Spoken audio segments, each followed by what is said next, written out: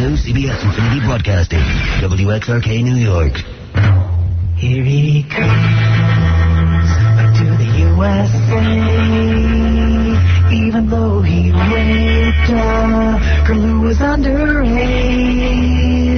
He's Roman Polanski. He loves the little girls in the States.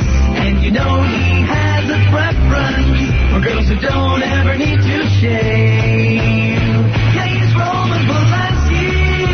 He's coming to a city near you. So get your teenage daughters ready, 'cause he's looking for a minor to screw. He's Roman Polanski. He loves the little girls in the States. And you know he has a preference for girls who don't ever need to shave. Nothing's more important than the simple act of people getting together. Good. Could I have one more go, Wilson, please? Sorry. What? Could I have just one more take of that? Why? I just did it right. Yeah. Look, I'm not used to having more than one person in there. One more word out of you and you go. Is that clear? Yes, sir. I take directions from one person under protest.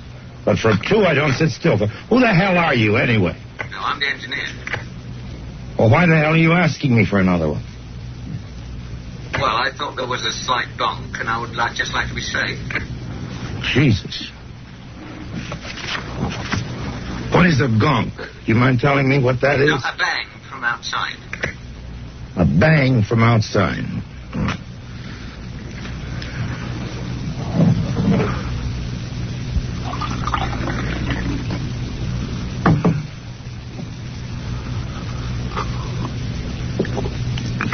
Can I see Mrs. Rogers for a minute, please? Yes, certainly. Mike, Francois Botha, 6-1 underdog. Are there any concerns on your part? I don't know anything about that. I don't know nothing about numbers. I just know what I can do. How about kill this mother? Okay. How about the 19 months off? What about it? What about it? Does it pose any problem to you? We'll see. I doubt it seriously. You take into the ring a lot of rage. Does that work for you, or does it work against you at times? You know, who cares? We're in a fight anyway. What does it matter? Well, for example, rage against Vander Holyfield worked against you. Well, it. It's a fight. So whatever happens, happens. Mike, why do you have to talk like that? Well, I'm talking to you the way I want to talk to you. If you have a problem, turn off your station. You know what? I think we'll end the discussion right now. Then we could. You got it. Have a nice fight, Mike. Off. Class act, buddy.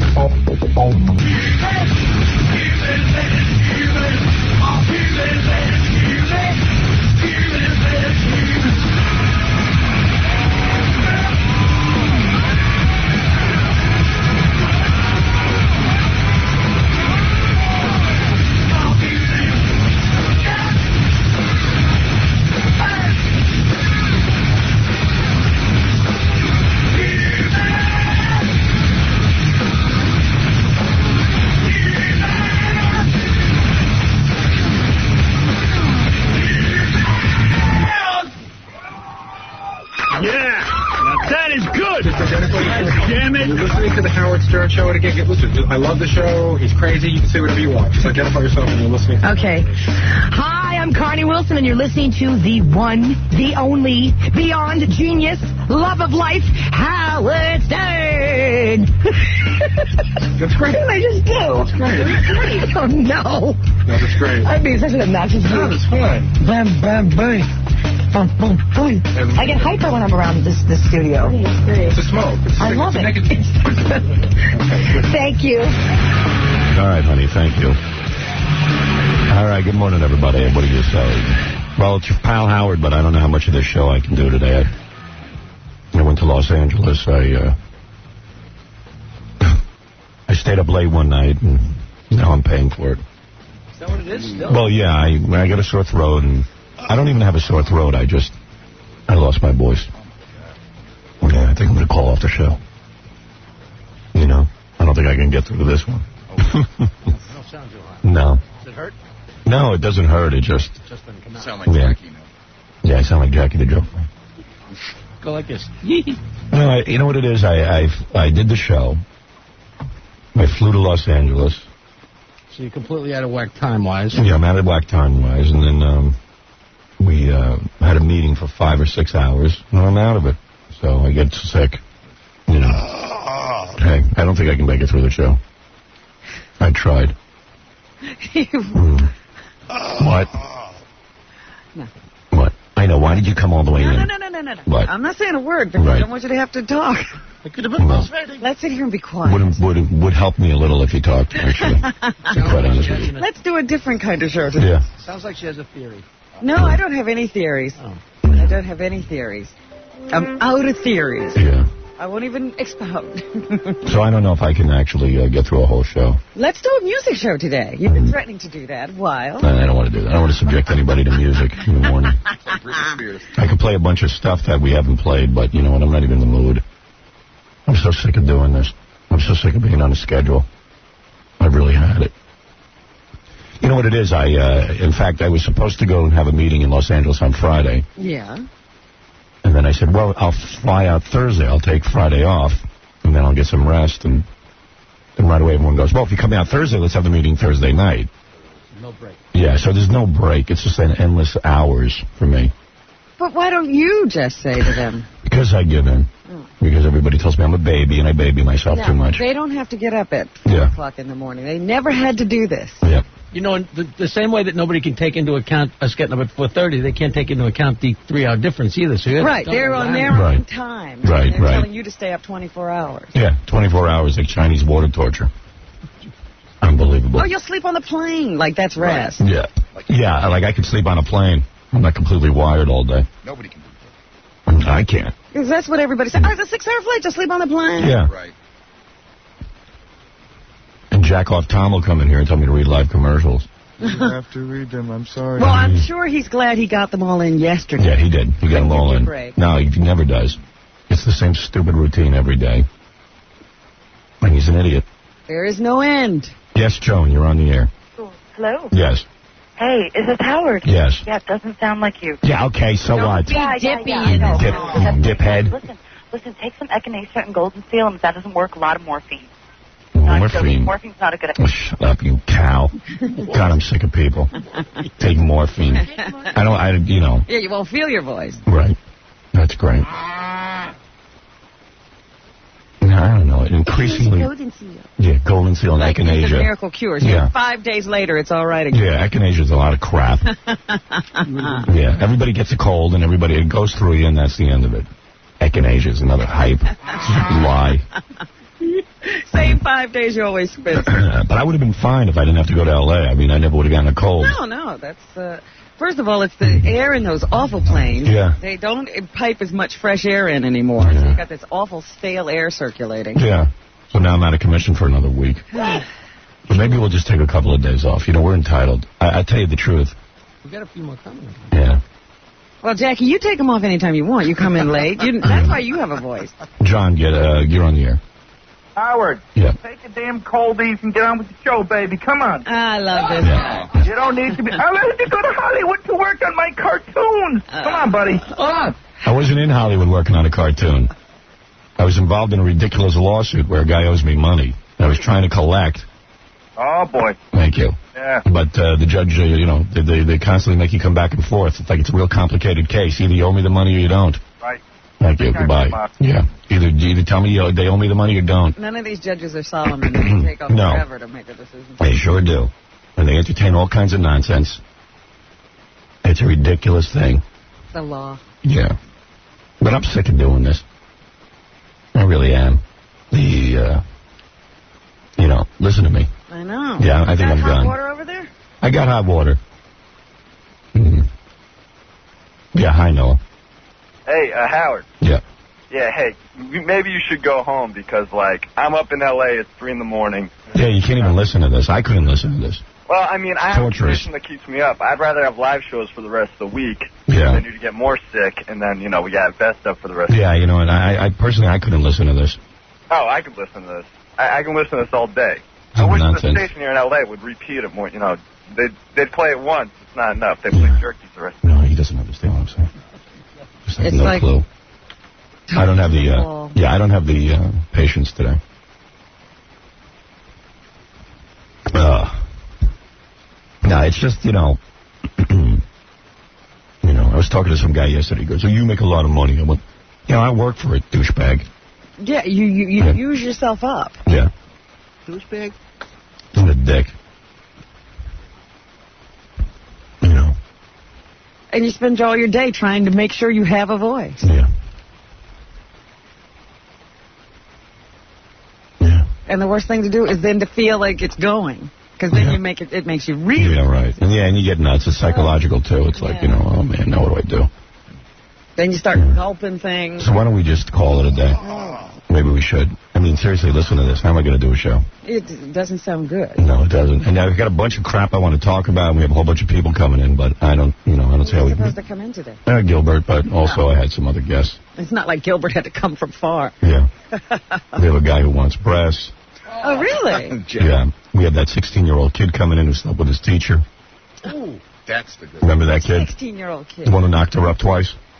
He's 16 now, because he was Yeah. 13 or 12 when the whole relationship Yeah, and she went to jail. I got that all lined up. Yeah, he's coming in. What's his name? Billy. Billy. I don't even know his name, but... Billy? Billy. Billy Billy Vanilli. Billy Vanilli. Yeah. I don't feel very funny today. And I'm going to start saying some stuff that I don't even want to say. People telling me they worked as hard as I did. Who told you that? No, I don't want to get into it. I want to know. No. Someday I'll tell you. I want to know. Because I'll evaluate whether they did it. Yeah. Yeah, I think it's time to go home. Call it a day. Well, it's up to you, Yeah, I know. I'll stay here. Yes, you're on the air. Hello? Yeah. This King All Blacks, man. Oh, God. A garbage man is calling to consult. Hey, listen, I'm on the same type of schedule, man. Oh. Yeah. Please, go away. I take off whenever I want. Yo, Howard, just go home, man. Don't worry about the audience. Yeah, I have the work ethic of a garbage man.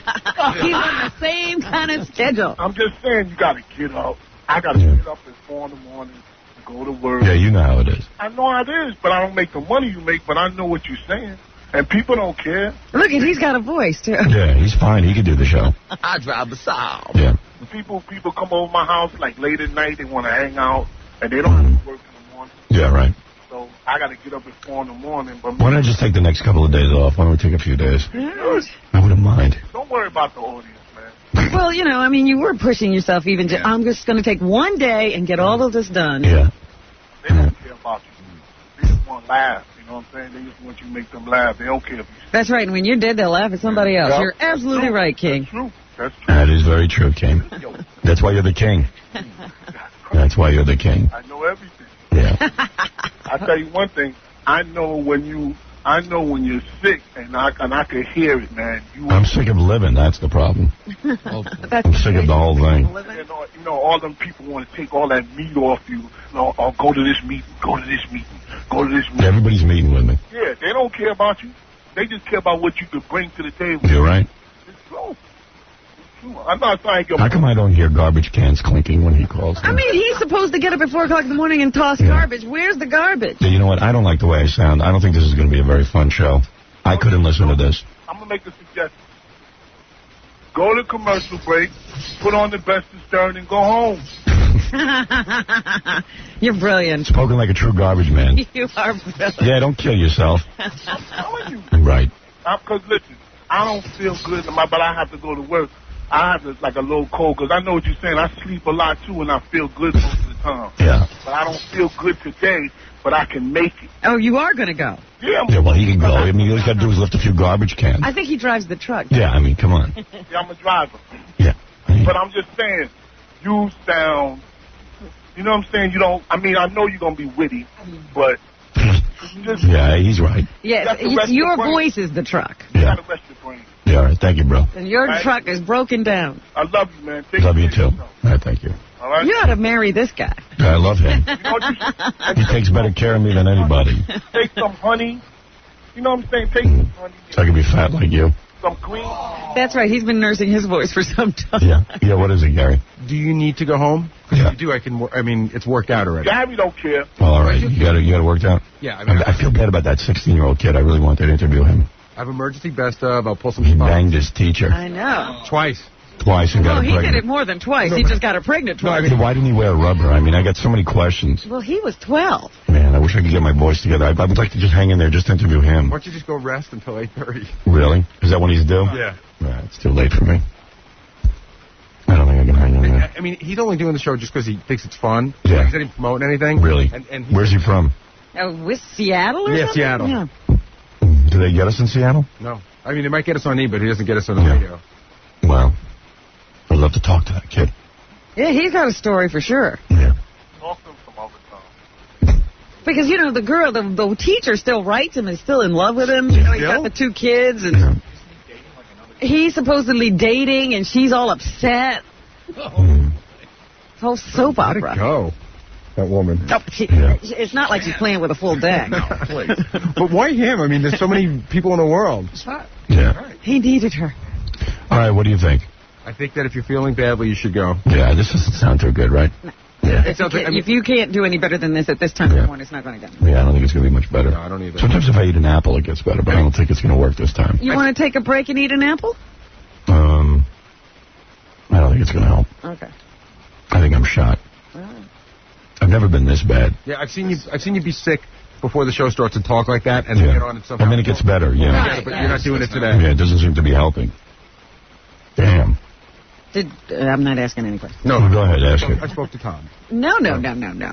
Did you work out yesterday? No. Okay. Work Just out. gonna just. Went home, I went to bed, and then they wanted me to do the Larry King show, but they canceled it because of the shooting. Ah. Thank God. Oh, stop. I mean, not thank God for the shooting. Yeah. Thank God they canceled Larry King. You know.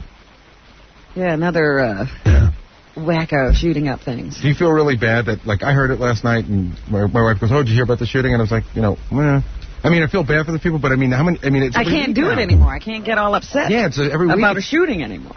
Really? You went, nah?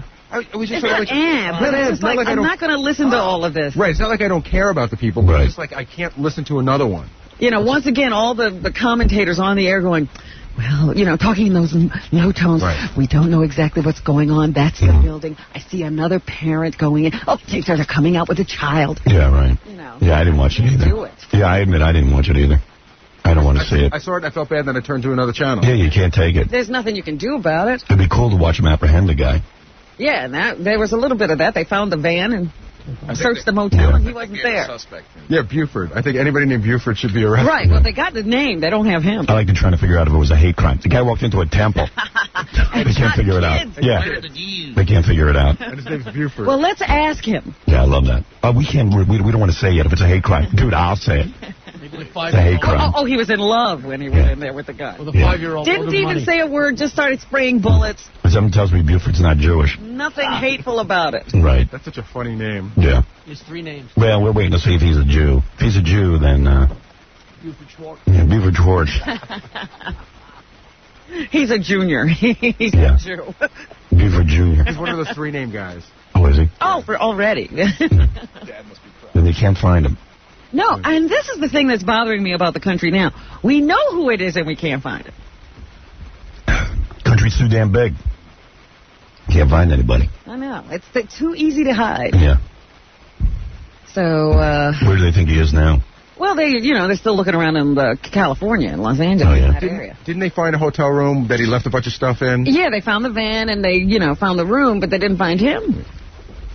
They searched the place until they couldn't search it anymore and they gave up. Why do they go to a Nazi meeting? Probably there. Yeah, probably on the internet, writing some more hate mail. What kind of guy could shoot a 5-year-old? Ugh. It's unbelievable. So we agreed that I'm not going to get any better. Oh, it sounds worse even Yeah, it now. does. Okay.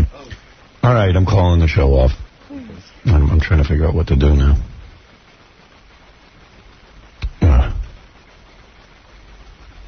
I hate doing that.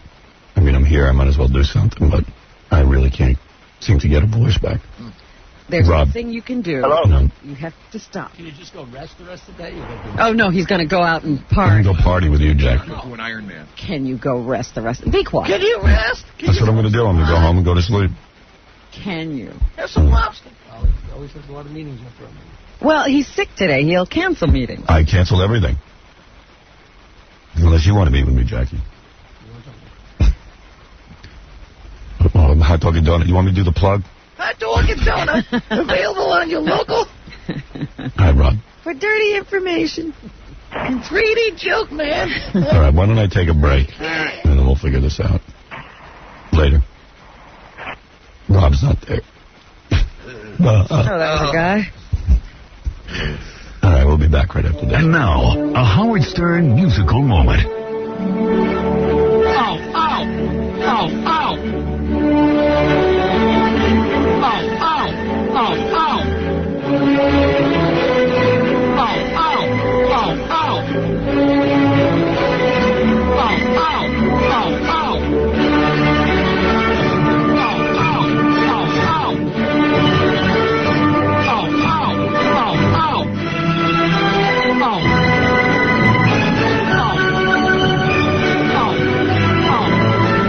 ow, ow, ow.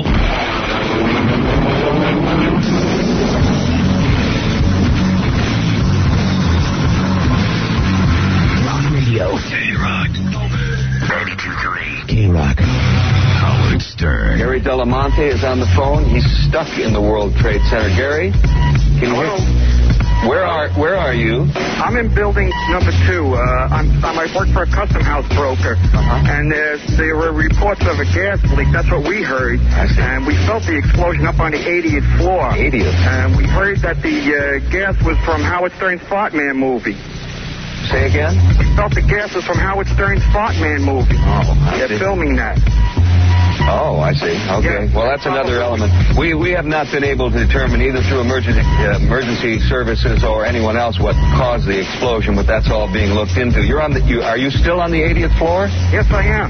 We understand the building is being evacuated. Why are you not evacuating? Well, I wanted to call. I wanted to try and find out how much news I can.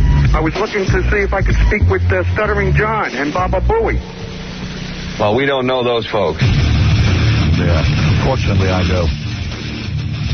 Yeah. We're still live. Yeah, we're still live. All right, I've made a decision to go home. You have? Okay. Yeah, because this is absurd. I have no voice. Sweet Baba Booey. Sweet Baba Booey. My Baba Booey. My Baba Booey. You're the flower of my heart. Sweet Baba Booey. Oh, yeah. Those are the Teeth Men. Teeth Men. You know what? I have never liked Barbershop Quartet anymore. Yeah, isn't that great? I love that, too. What is it, Jay? For the CD of a lifetime. Just in time for the Lent season, Pope John Paul II brings you his greatest hits.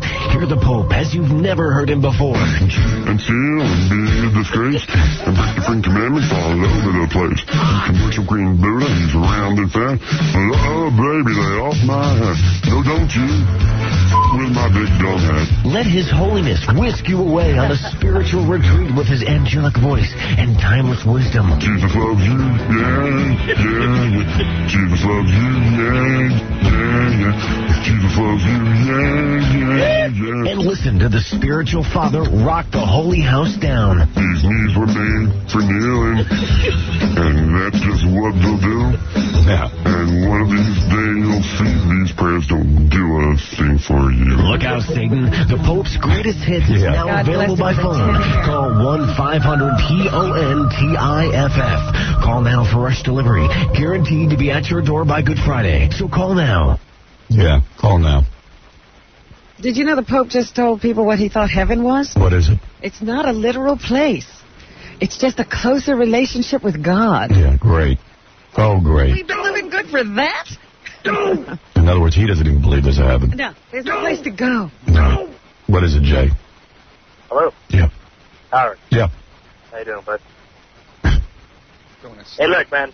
I ain't be serious. Stop effing with the crowd and do the show. You just want sympathy people to call in and say, oh, Howard, please do the show, this and that. Stop being such a baby and do it. I'm trying. You're trying. Yeah. It's Try harder. kind of hard when you don't have a voice. What's that? Kind of hard when you don't have a voice. And it's kind of hard when people like you keep asking him to repeat. Yeah. Because you're an Hey, idiot. Howard, man, I love you and all. Yeah, Tim, I'm going home. Hi, Howard. Yeah, you're on the You air. know what? You guys do a good show usually. That it's cool if you go home. Yeah. Because, I mean... Oh, that's nice. Thank you. Really. So sweet. Seriously, you guys do good work. Joey, you're on the air. Meanwhile, that means I got to go home and just sit around. I'm not tired. It's great when you have to do that. Just sit and be quiet. Yeah. Do nothing. What am I going to do? It's almost like being in jail. Yeah, what am I going to do? Go home? Stir crazy. I mean, I'm going to go home and do what? You have to. Sit there, watch TV. Right. Well, that ain't bad. I like doing that. But, you know, at this time of the day, there's nothing on but I know. Kathy Lee. I just wish there was like Batman cartoons on all day. Then I'd be happy. Although I got a bunch of them on tape. Oh, so you can watch your tapes. Yeah. Go watch my tapes. What is it, Joey? Oh, I think you're a big pussy for going home. You're Really? by far the biggest pussy I've ever heard in my life. You got a little cold, and you're going to go home? Go home and play Barbie dolls with your daughter. All right, You're a big wuss. All right, thank you. An ass. I love that. See, nobody even understands. Well, that's all right.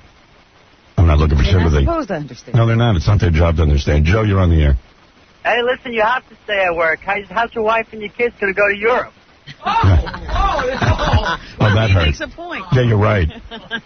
No, my wife tells me that she worked as hard in my career as I did. Oh, she did? Yeah. Okay. That's why I'm up at 4 o'clock in the morning with a bad throat. She's going to get up around 11. Because she got mad at me when I said, you know, I got to pay for everything when they go to Europe and stuff. And I was like, uh-oh. I shouldn't have said that, I guess. I don't know what that conversation was. Doesn't sound like a good one. It wasn't a good one. I'm better off being here. Yeah. I'm sure I'll go home and get a lot of tender love and care. Yeah, women don't like to hear about men's careers. No, they don't. Because they feel guilty. Yeah, they don't want to hear They want to make believe that they did it. that they were right there. They were right there. Well, so was the girl who married a garbage man. Yeah, what'd she do? She was right there, too. No, usually they don't take credit for it. No, they never do. Yeah. Oh, man. I really don't want to go home. Well, maybe I could just give it all and blow it out. Well, that's an idea, and then you can be off for a week. Why that? Something for that. Something to be said, huh? Yeah. Really doesn't hurt. It just sounds so No, I've good. had that before. I know Yeah. exactly what you're talking about. It's not there. The voice isn't there. Yeah, and you feel fine. I do. I really feel good. I don't feel bad. Not even really a cold. No. It's just a tired voice. Yeah, it's something in my chest. Yeah. You do talk like that. Yeah, don't disguise it. That's your normal voice. All right, I tell you what. Why don't we take a couple of days off? All right. I'll at least take What's today? Wednesday. Wednesday. Yeah, you're on the air. No. Jason. Howard. Yeah. Why don't you sing that Backstreet Boys song some more? Maybe your voice will feel better. You know what? I actually watched that video yesterday because of you. Doesn't that kid have his shirt off in every scene? Yes. Yeah. He's funny. With the hat. Yeah. It's on the head with the hat. What? You strain your voice every other day by singing those stupid-ass songs. Ah, come on. It's those bad songs that did it. No, go home. Take a long weekend. Come back Monday healthy. All right, thanks, man. All right, bye. Guy gives you permission. Yeah, Jay. Yep. Go ahead. Yeah, I don't know, man. I just wonder why you like put up with all this bull, you know. I wonder why we all do. What bull?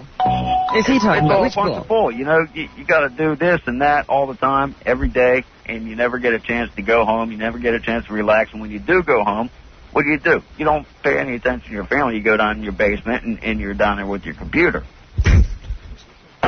Is this your wife? I don't know. My wife complains about the same thing. It's like, what's up, man? Yeah. She wants to know why I do that, too. I mean, what were you screaming your lungs about last night whenever that you lost your voice? What happened? No, yesterday. I wasn't doing anything. He was having trouble yesterday during the show. Yeah.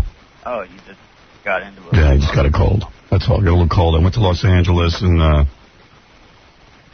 don't know. We had a meeting till about midnight there, which was 3 in the morning for me. And I've been up since 4, and, I don't hold up, man. What can I tell you? I need some sleep. All right, dude, I'm going to end the show. Okay. All right. End the show. Good night. I think it was too much wild sex all week. So you really did go to that Playboy Mansion? No. I wish. I wish I had a good story. See, maybe your voice would be okay if you had. It's all that suppression. Yep. It's all repressed anger. Do you go to talk to your therapist today? No. He's gone for the month. Oh, that's right. It's August. Yeah. He left me. Told me I'm supposed to be upset when he leaves because, I'm thrilled. I got more free time. Save me some money. I need the time. Yeah, I don't know. They want you to be upset when they leave. Like you're attached or something. Who cares? I got to go. This is crazy, right? Yeah. Yeah, all right. I don't want to hear this all morning either. Well, what should we do? Should we try to do it tomorrow? Or we take a couple of days? Take a couple of days. Yeah. Because this is not going to be, unless you have a miraculous, if you have a miraculous cure, call. All right. I'm not going anywhere. Yeah. Jackie, you can be able to deal with that?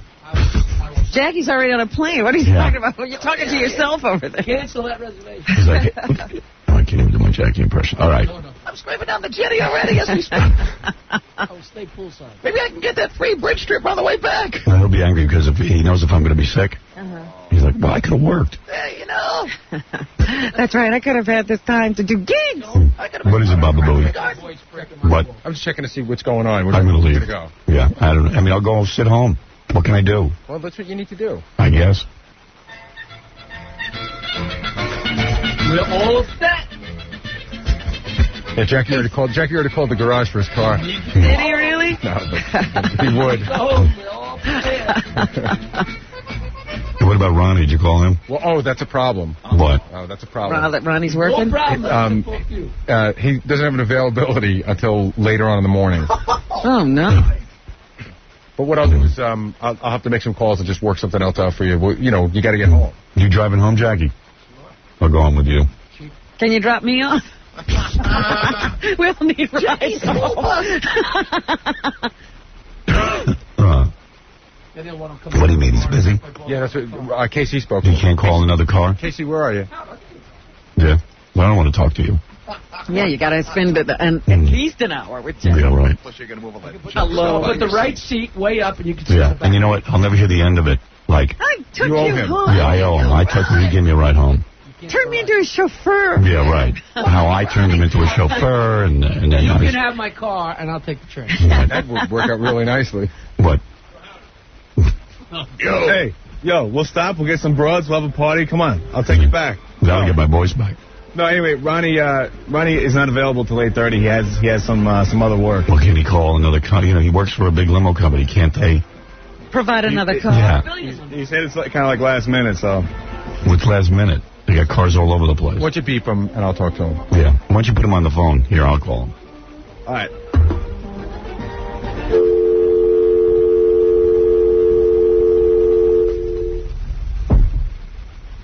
I'll get him to come over. Who's he kidding? All right. Yeah, I wanted to talk about Carney Wilson's surgery and everything. Did they do it? Did you try to log on? They said it was all jammed up like one of those I forgot about it. sites gets whenever they do something like that, so mostly nobody saw it. Ronnie. Hello? Hi. Hey, man, I'm on my way back. Of course. I'm on my way back. I got it covered. I'll be there in 20 minutes. All right, bye. All right? Nothing ever good ever happens on the internet. When they finally have something good, everybody... Jams it up. And they said they had, like, play-by-play and close-ups of the doctors, while they're doing it. She was all covered up, though. But I saw a video of her walking around like some institution or something. Mental institution. Just before. And she wishes she looked like she did in those videos. Really? She got really big. Wow. You're scores open? At this time of the morning? No.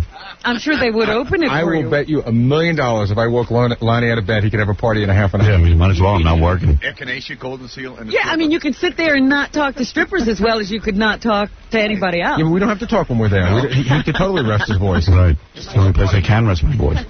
Does it hurt your voice when you go, oh? Yes, it does. That's very bad for you. Yeah, I'm just going to go home. Although, I don't know. Does it sound a little better now? A little bit, right? Well, it's up to you. It sounds a little... Sometimes, it's a loosening up. Right. Sometimes you use it and it gets a little better. Yeah, but it's still... Sounds pretty bad. Why don't I just get one of have no bottom. Yeah, I have no bottom. I think I'm all bottom. Well, there's maybe at the top you've lost. And I can only talk in a monotone. Can't do my Jackie impression. That's a loss. Don't you feel really stifled now? Yeah, creatively. I hear my mother and my father in my head going, stay at work. I know, and I was going to say that you should be able to do this without guilt. Well, yeah. Beating yourself up. Just go. My mother and father are sitting by the radio now, cheering me on. You can do it. Do it. Howard, 4 days a week in the therapist, can't you make a breakthrough? I mean, just do what you want to do. Thank you, He Gary. doesn't know what he wants to do with this. Save your money. I don't want to look at your teeth. You know that. I'll take all the focus. I'll be your therapist. You don't need him. But you I'll help should you. absolve yourself of have any a guilt. I have. Yet. I have. I think we're going to end the show. Because it might be smart to save the voice and Yeah. get back. Even your mommy gets sick. No, not according to her. When she gets sick, there's a good reason for it. There's a reason that she's Right. sick. You do too much. All right, we'll give you that one. Yeah. Yeah, I'm actually living life. The meetings? Meetings in Los Angeles, that agent of yours, he pushes you. need to go to a meeting in California. You need to go to a transcendental meditation center and meditate for 2 weeks. You're not resting. All right, I'm going to go home. All right. All right, everybody, have a nice day. Shut up, Fred. I have to clear my throat when I hear you. Nah, I'm gone. All right, we'll see you maybe tomorrow, maybe Friday. All right. All right. The king may be gone, but that fat hillbilly will never be forgotten. On the Howard Stern Show. I love my mama, so You were devoted to her. that's why I like being dead, because I'm with my mama now. So raccoon eyes, I call her. I need some Class A Percodan, some Demerol. Where's my kit? I need some codeine. Where's Hamburger James? Some Tulinol, some Seconol, some Nimbutal, some Carbachol, some liquid Demerol. I'm not done. Oh, you're not? Antidepressants and uppers, and a couple of Flintstones chewables. What are the Flintstone chewables for? And some Echo. Where's that? I don't know. You're listening to the man who should be listened to on drugs, and a lot of them, Howard Stern.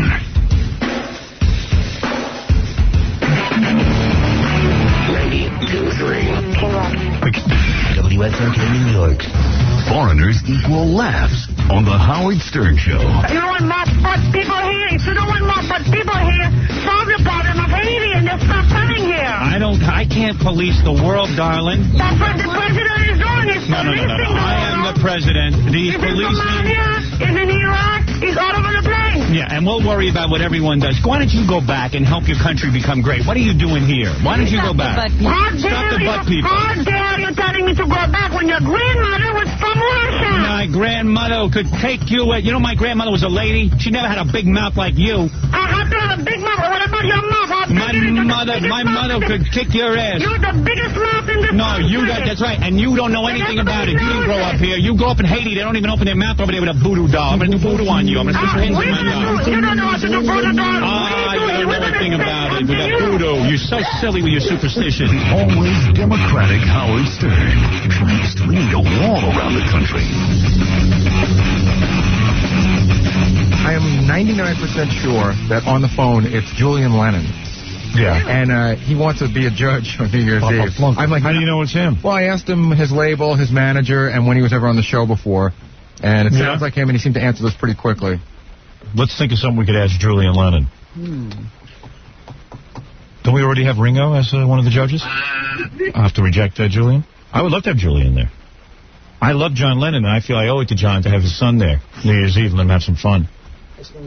So pop down the phone and see if it's him. Julian? Julian, Yes, is it really you? absolutely, yes. I don't think it is. I don't either. Oh, you don't? No, because I've talked to Julian before. He doesn't sound like Doesn't this. sound like this. He sounds more like this. Hello, mate. No. The last time I spoke to you was with Sam Kinison about 4 or 5 years ago. All right, name the 4 Beatles, if you're really Julian Lennon. All of them. That's not good enough. All right, let me think. Wait a second. I'll know if you're Julian. I got to think of a question.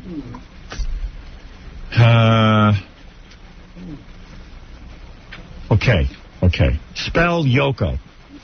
No, okay. Let me think. Julian doesn't like Yoko either, I don't think. Oh, yes, he does. He says he does, but I don't think he likes her. I think he has to. Well, she's all right. She broke up the marriage between Cynthia and John. Certainly did. See? John shreds. Jesus. Yeah, and then she got all the money.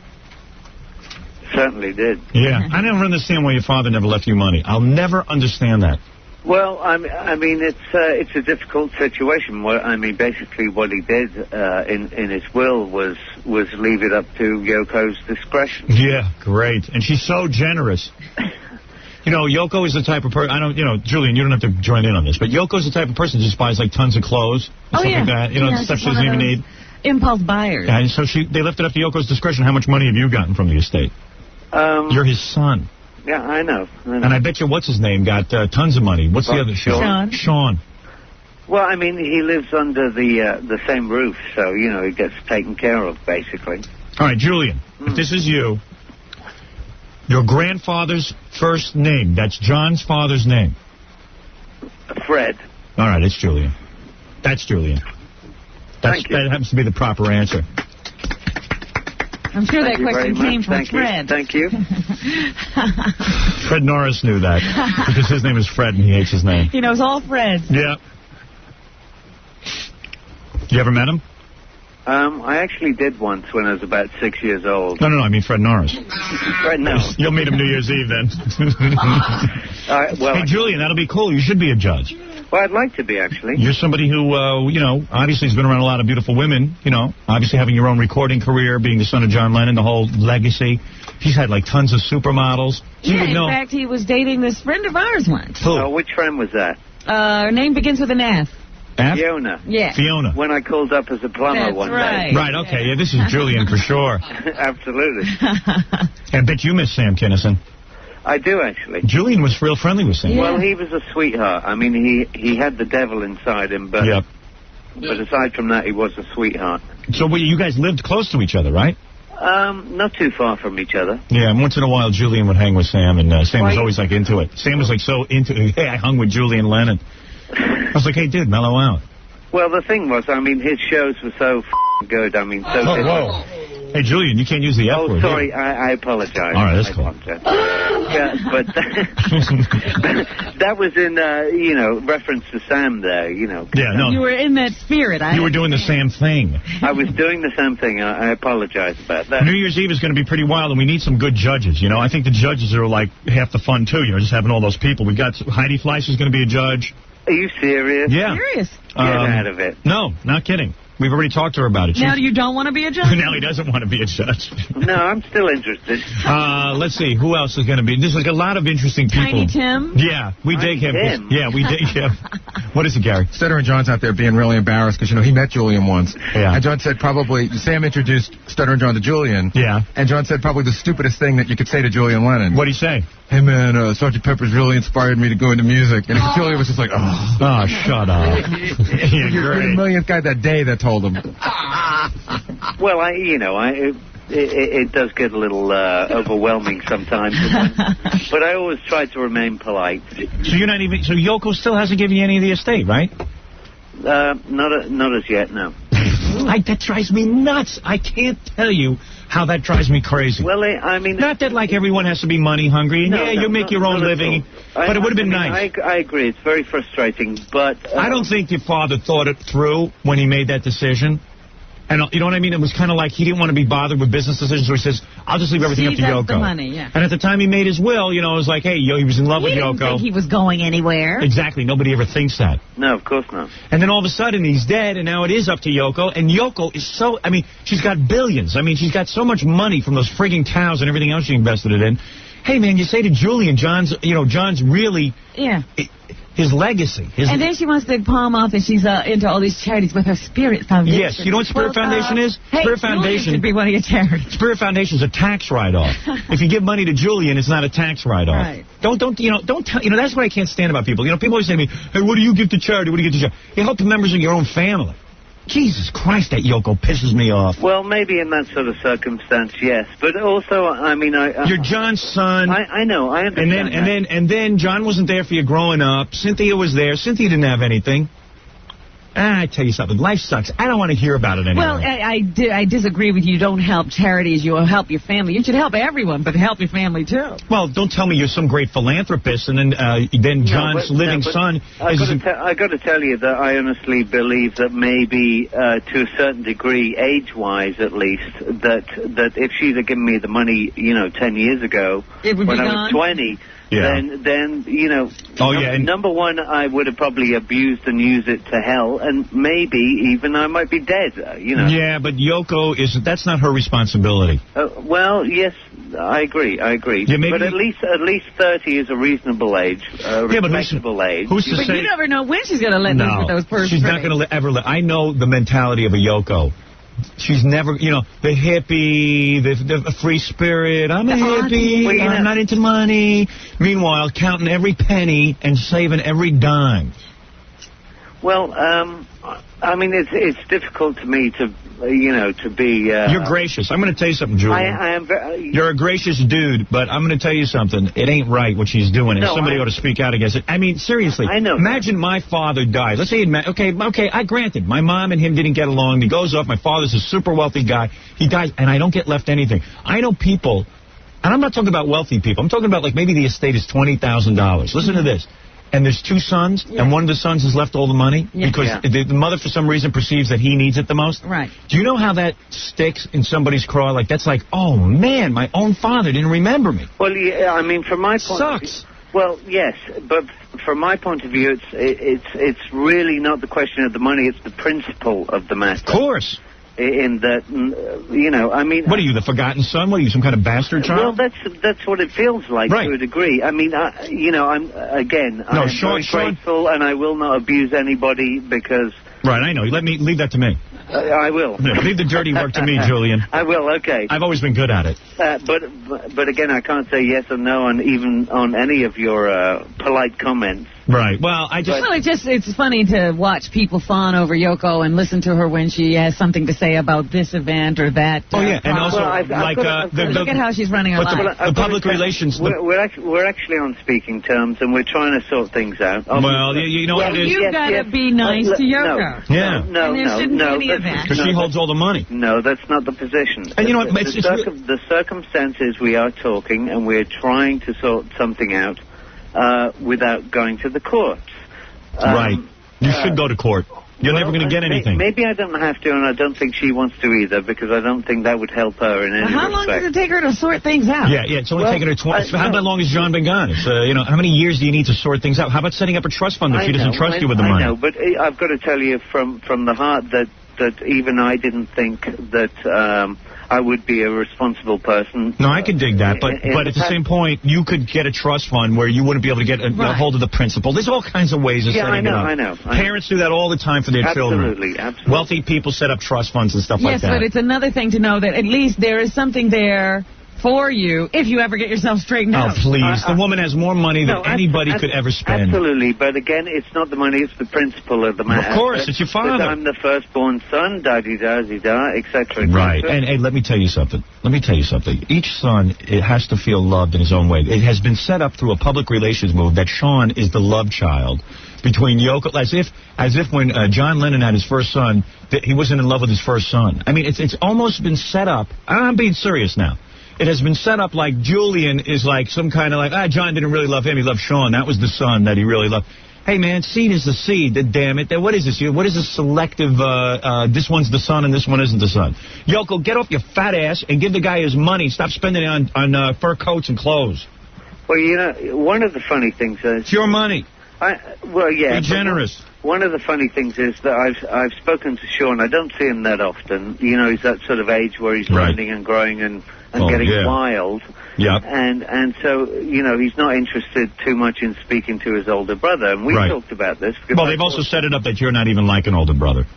Trust me on that. Well, maybe so. But no, they you know, they try to show I'm sure Yoko's like, I did not raise that one. That's not really your brother, Sean. She tries to show that we're all one happy family, which to a degree is okay. Yeah, But the other thing is that Sean told me last time I saw him, which was very bizarre for me to hear. He said, you know, I actually feel sorry for you. And I said, what do you mean? He said, because I don't think that you're taken care of the way I'm taken care of. That's right. And I actually feel guilty about that. Well, I'm very sad. Which for him, for an 18-year-old kid to say that to me is... It's pretty mature. It's a lot more mature than what his mother's got to say. Yeah, she ought to take that into consideration. She's making her other son feel guilty. You know what I would have done when he said that to me? I would have kicked him in the nuts. And I'll tell you why. Because I don't want to hear about it. I said, go tell that to your mother. Look, yeah, but it's He's 18, I don't care what he is. Hey, let me tell you something. Let me tell you something. But it's not his fault, you know? No, I understand that. And Yoko, I have always... Listen, I write about Yoko in my book, about what I think of her. I am very suspicious of that woman. She is not the generous person that she presents herself to be, because this situation wouldn't have occurred. A generous person would say, hey, listen, but nobody knows. John provided for me. But nobody public-wise knows of course about not. the situation. You hire a public relations person. You run around, you're the sad widow. Everybody thinks I'm loaded. Oh, of course. Which I'm not. No, listen, you've had success as a musician, but you've earned that money. And the point is, people know in the music business, this is not a tremendous profit unless you sell, like, I don't know, well, you know, 17 million albums. To tell you the truth, I don't think they know in the music business either. Yeah, well, they don't. Well, let me tell you something. I've been wise to this Yoko for years, and people say it's a bad taste to scream about people, but I don't care. I'm not going to shut up about it. She's no generous person. She's as phony as an Oriental redhead. And I'm going to tell you something. This is a travesty, because when a father dies, especially a guy of means... Well, you got to put the blame where it really belongs. It belongs to John. John was irresponsible. There's no question about it. He was the father of both of those boys. Well, it's like Sammy Davis Jr. Oh, he's Mr. Love. I love my kid. I love my wife. Altavis now is living in a trailer somewhere, I hear. Yeah. I mean, how do you do that? Would you pay off your IRS bills and take care of your family? I mean, there's no responsibility. I understand, but obviously his attention was elsewhere, you know? Look at his neck. His neck is cool. Who's that? I have no idea. Hey, just someone in your house. Well, yeah. Put the phone down, please. Hey, who is that, Julian? Well, there's a bunch of people here. You having a party? Well, I'm actually not at home, to tell you the truth. Maybe that was John. I don't know who that was. I don't think so. I wonder if this is really Julian. Now I'm starting to wonder. Yeah, really. Hey, Julian, maybe this isn't you. Oh, well, give me another question. Try me. Let me think. Try me. Fred, you're the expert. Give me the same Kinnison question. Well, he knows. No, it's got to be you, because you know too much. Correct. Even if it's not you, it's a good conversation. You're doing a good job. Yeah, right. Who even cares if it's you? Don't blow it for us. Yeah, right. Julian, who are those people over? Sorry? Who are those people over? Well, there's just a couple of friends from England that are in the business that helped me a long time ago, and they just flew over to say hello for a vacation. So who are you dating these days? Nobody, actually.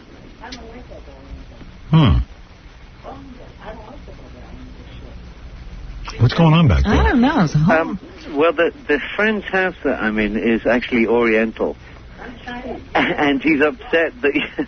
About the Chinese redhead remark? Absolutely. Oh, I see.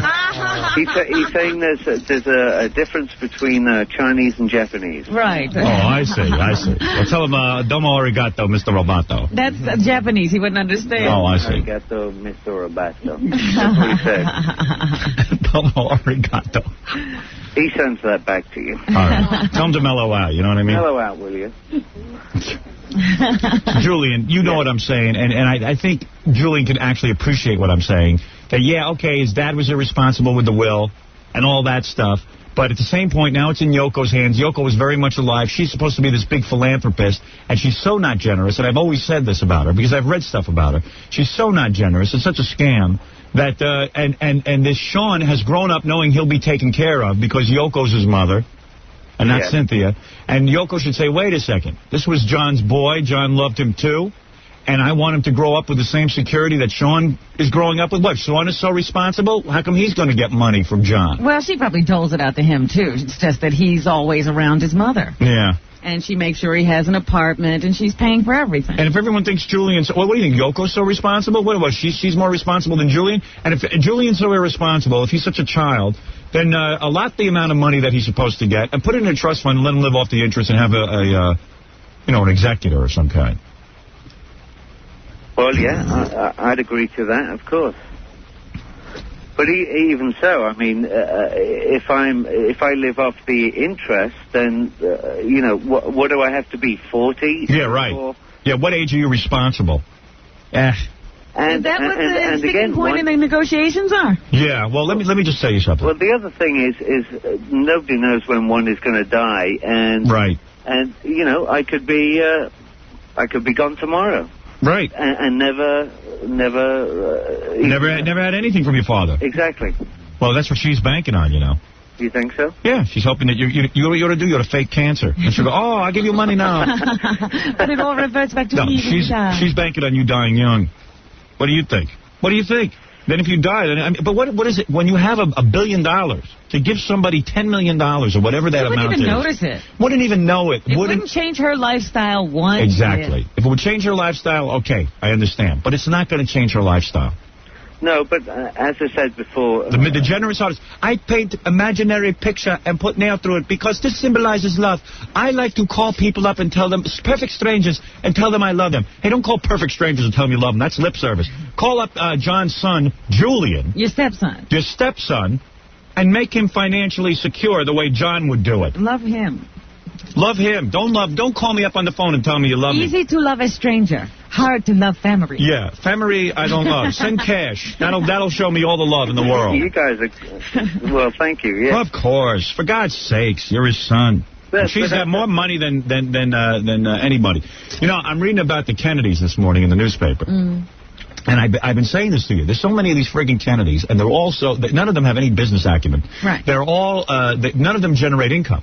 The Kennedy fortune now is only worth $300 million because there's 80 Kennedys to split it up, and they're having more and more kids, and every one of them goes into public service. There isn't one of them that can make money. Well, I say there's two kinds of welfare in this country. There's the welfare where you get money from the government, and then there's the welfare where you're born into a rich family and you have a trust fund. You don't have any more ability to generate money than a person on welfare from the government. And my point in saying this is that Yoko isn't generating this money. This was the music of the Beatles and John Lennon's take, and this is John Lennon's son, and that's the end of it. Well, I mean, she is. Well, I don't know whether it's helping the estate or causing it problems, but. You want my advice? And listen, I'm an attorney. I would sue. Finish a statement. Oh yeah, sorry, Julian. Go ahead. No problem. I mean, the only thing that upsets me, which I haven't mentioned to her at all, but the fact that she has been. Selling, Dad's drawings and making the lithographs into the ties and everything. And ties and oh, please, it's the merchandising. The wallet stamps. Yeah, read my book. I write about that. Well, that to me is upsetting. That's sad. Because your father wouldn't sell that stuff. Not at all. Well, listen. But of course, it goes to the Spirit Foundation. Sure. Yeah, Spirit Foundation. Yeah, whatever that is. What? They haven't given me anything. Yeah, well, I bet you that's one big good tax situation. Well, what can I tell you? Hey, listen, Julian, by all means, the only thing I can give you is a night out on the town. I will make you a judge New Year's Eve. I'd be proud to have you as a judge. Well, thank you. And I believe you're somebody who has been with some of the finest beauties in the world. Certainly he's qualified. I believe that he can make an intelligent decision on who should win based on talent. And, in fact, I'd be honored if you did a song that night. Well, thank you very much. Thank you. That's most kind. All right, Julian. Hold on. Gary wants to get some information so we can contact you and give you all the details. No problem. Julian Lennon, everybody. Thanks. You working on any albums or stuff? Yeah, slowly but surely writing. I'm actually just building a studio at the house at the moment so I can do everything and produce, etc., myself. Good. And get it out by next year sometime. Excellent. Listen, I got to run. Zach Starkey's on the phone. He's on the other line. Actually, I saw him for the first time in maybe 10 years the other day. Yeah, we met him in England, actually. We had some fun with him. He's a sweetheart, actually. Yeah. All right, Julian. Mm-hmm. Hold on. That's Julian Lennon. Zach Starkey's now a bus driver. I don't know if you know that, Rob. Are you aware of that? Well, his father was a train conductor, so it seems they're all going into transportation. Well, that Yoko, boy, she's a real trip, isn't she? She's a real trip.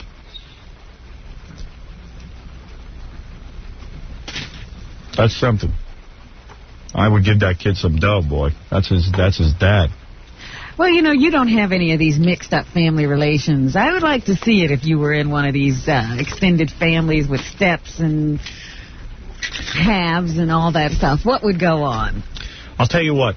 If I was Yoko Ono, the luckiest woman in the world, God knows how she got John Lennon. John could have had any woman, and he went after Yoko. That was Julian, huh? I think so, yeah. No, that was. And I could get anybody, and somehow, maybe Yoko hypnotized him or something. And then you got an estimated fortune of, I don't know how many hundreds of millions. 100 million, yeah. And you knew that John's only son was out there. And it's not like he's got 50 heirs. I'd say, hey, I got $150 million here, more money than I can outlive. Well, unfortunately, John was estranged from his own son at the time of his death. Yeah, but Yoko, as you call her, the generous one, the charitable one, could certainly lay on this guy. Hey, she could lay $100 on him. I mean, I don't know what according to Julian, he hasn't received a dime. He hasn't received anything. And he's right. John's other son is growing up with financial security. And, you know. But what did John do for Julian when he was alive? That's not the point. The point is, Yoko now is supposedly this wonderful hippie who understands human emotion. And, yeah, she can turn her back legally on Julian. But at the same point, hey, you use your head here. Well, if you're going to lambaste Sammy Davis for not taking care of his family, you have to place a lot of the blame at the feet of John Lennon as well. Absolutely, Robin. Very good, Robin. I'm glad you pointed that out. Thank you. Why does he get off scot-free? Our next guest, he's dead. Our next guests are waiting patiently in the green room. Hold on. Let me take a break, and we'll be back right after these words. Time for a phony phone call. Hi, Gary, please call it Jim Stevens. What's this reference to, Jim? From the New York Post. Hi, Gary, how you doing? Good, what can I do for you? I just wanted a quick quote from you. What would you consider the 3 essential characteristics that make up good radio? Yeah, you know what? I can't really get into this right now because we're on the air. Try calling back after the show. Okay, who should I ask for? Ask for Gary. You know what? Let me give you my extension here. Okay. Just when you ask for me, just tell the secretary that you're a horse-toothed jackass. It's the Howard... Down, boy. It's the Howard Stern Show.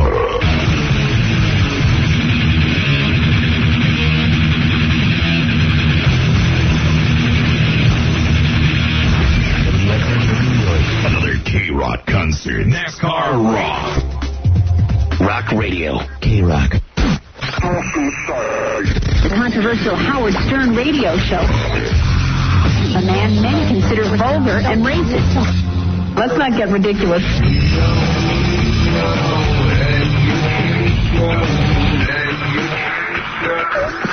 The Howard Stern Show. Jackie Penthouse Joke Page Martling, his very dirty 79-minute CD, Hot Dogs and Donuts, is only $12 plus $4 U.S. shipping. Call 1-800-323-KING. His 3 Oleo CDs go like hotcakes at all Sam Goodies in the warehouse. For MP3 jokes and filthy 3D Joke Man, visit jokeland.com.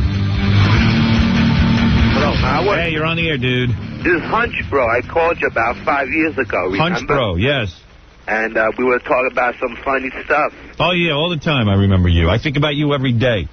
Yeah, no, I changed. I'm mentally disabled now. I take psychotropic medication. Oh, is that right? Every morning I wake up, I'm listening to you. Kind of helps me wake up and get back to reality. Oh, yes. Oh, the last time we talked, were we really talking to you? Yeah, you sure I talked to you? We're talking about them penis pumpers and what they do. Let me ask you something. You've been in a mental institution? I was a while, but I'm legally competent 5 years now. Let me ask you something. How do they determine that you, Hunch Bro, are legally competent? Because they test me to see if I'm violent towards others or do harm to myself. And you're not violent to others? No, I haven't hit anybody in 5 years now. All right, you were going around. What were you doing that got you in a mental institution? You know, drugs and alcohol, the black market.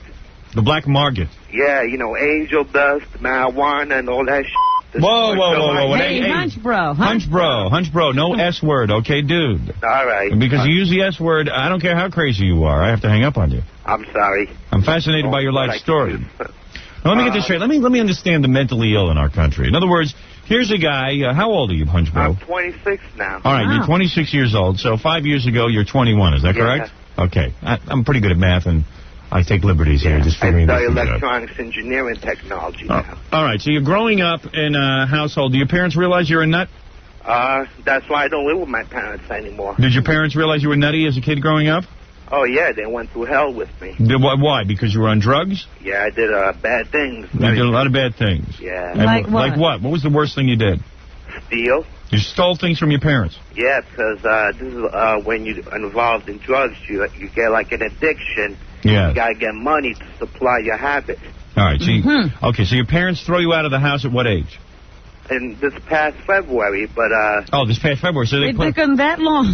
Well, they tried. Well, they're loving. Now, what is it? Were you born like a kook, or were you just... Did they drop you, or what? Did they drop you on your head? No, Were you, actually, I decided to leave on my own. No. We meant when you were born. When you were born... when I was born... I bet there's something genetically wrong with you. Premature. Yes. There's something genetically wrong with you. I can hear in the way you speak. Your speech is slurred, etc. Hey, that's the way I'm made up. God made me this way. Right. And you funny looking? No, actually, they say I look all right. I look normal. You wouldn't recognize me as mentally disabled. Problem is, when you start talking, everyone recognizes it. Yeah, I'm nervous. You're nervous. Okay, so you're on drugs and you're stealing and you're doing all these bad things. And finally, who has you committed to the mental institution?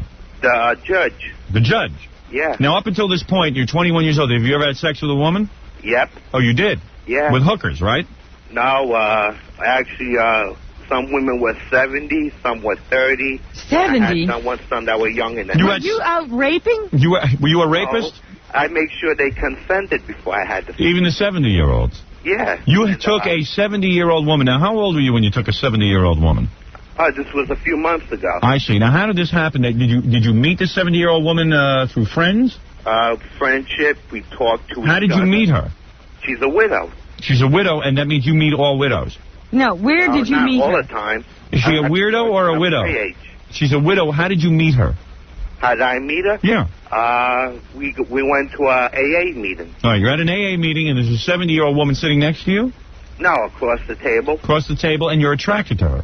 I'm attracted, yes. Wow. Is she skinny or fat? Oh, she's nice looking. Really? Yeah. 70 years old? Around 60, 70. Oh, she doesn't look her age, though. She looks like a 50-year-old. She wasn't wearing no makeup, and she had a healthy glow to her face. Right.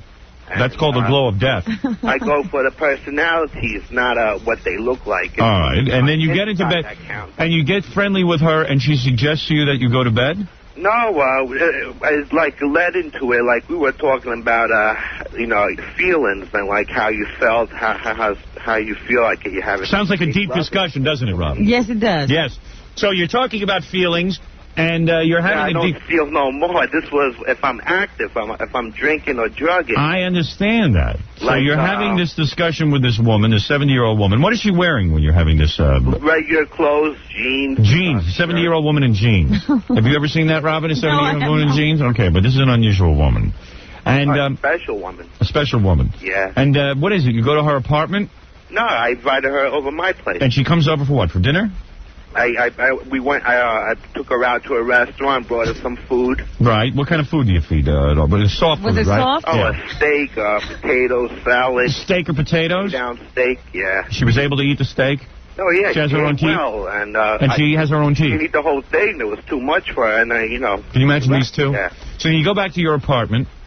Yeah, we all right. talked, and she goes, I'm in the mood. I missed my husband. I said, oh, really? And actually, I just jumped right in, and we had sex.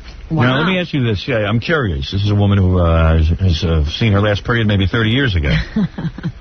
Now, is she how do I word this? Is she, Was she hard to get ready? was she hard to get ready? She was like any other woman. Really? And you didn't need any kind of, lubricants? KY jelly. You needed KY jelly. Yeah, and it was safe. I wore a condom. Oh, very good. And you wore a condom. Yeah, sure. I see. I'm in touch with today. Oh, it's a Barely. wonderful thing. Yeah. Wow, KY jelly, Robin. Yeah. Well, that's what Dr. Ruth was saying. Yes, she did say that. Oh, man. No wonder Ed McMahon's with young girls. Oh, Howard. Oh, my. Well, I like your show on Channel 9. I know you do. Yeah.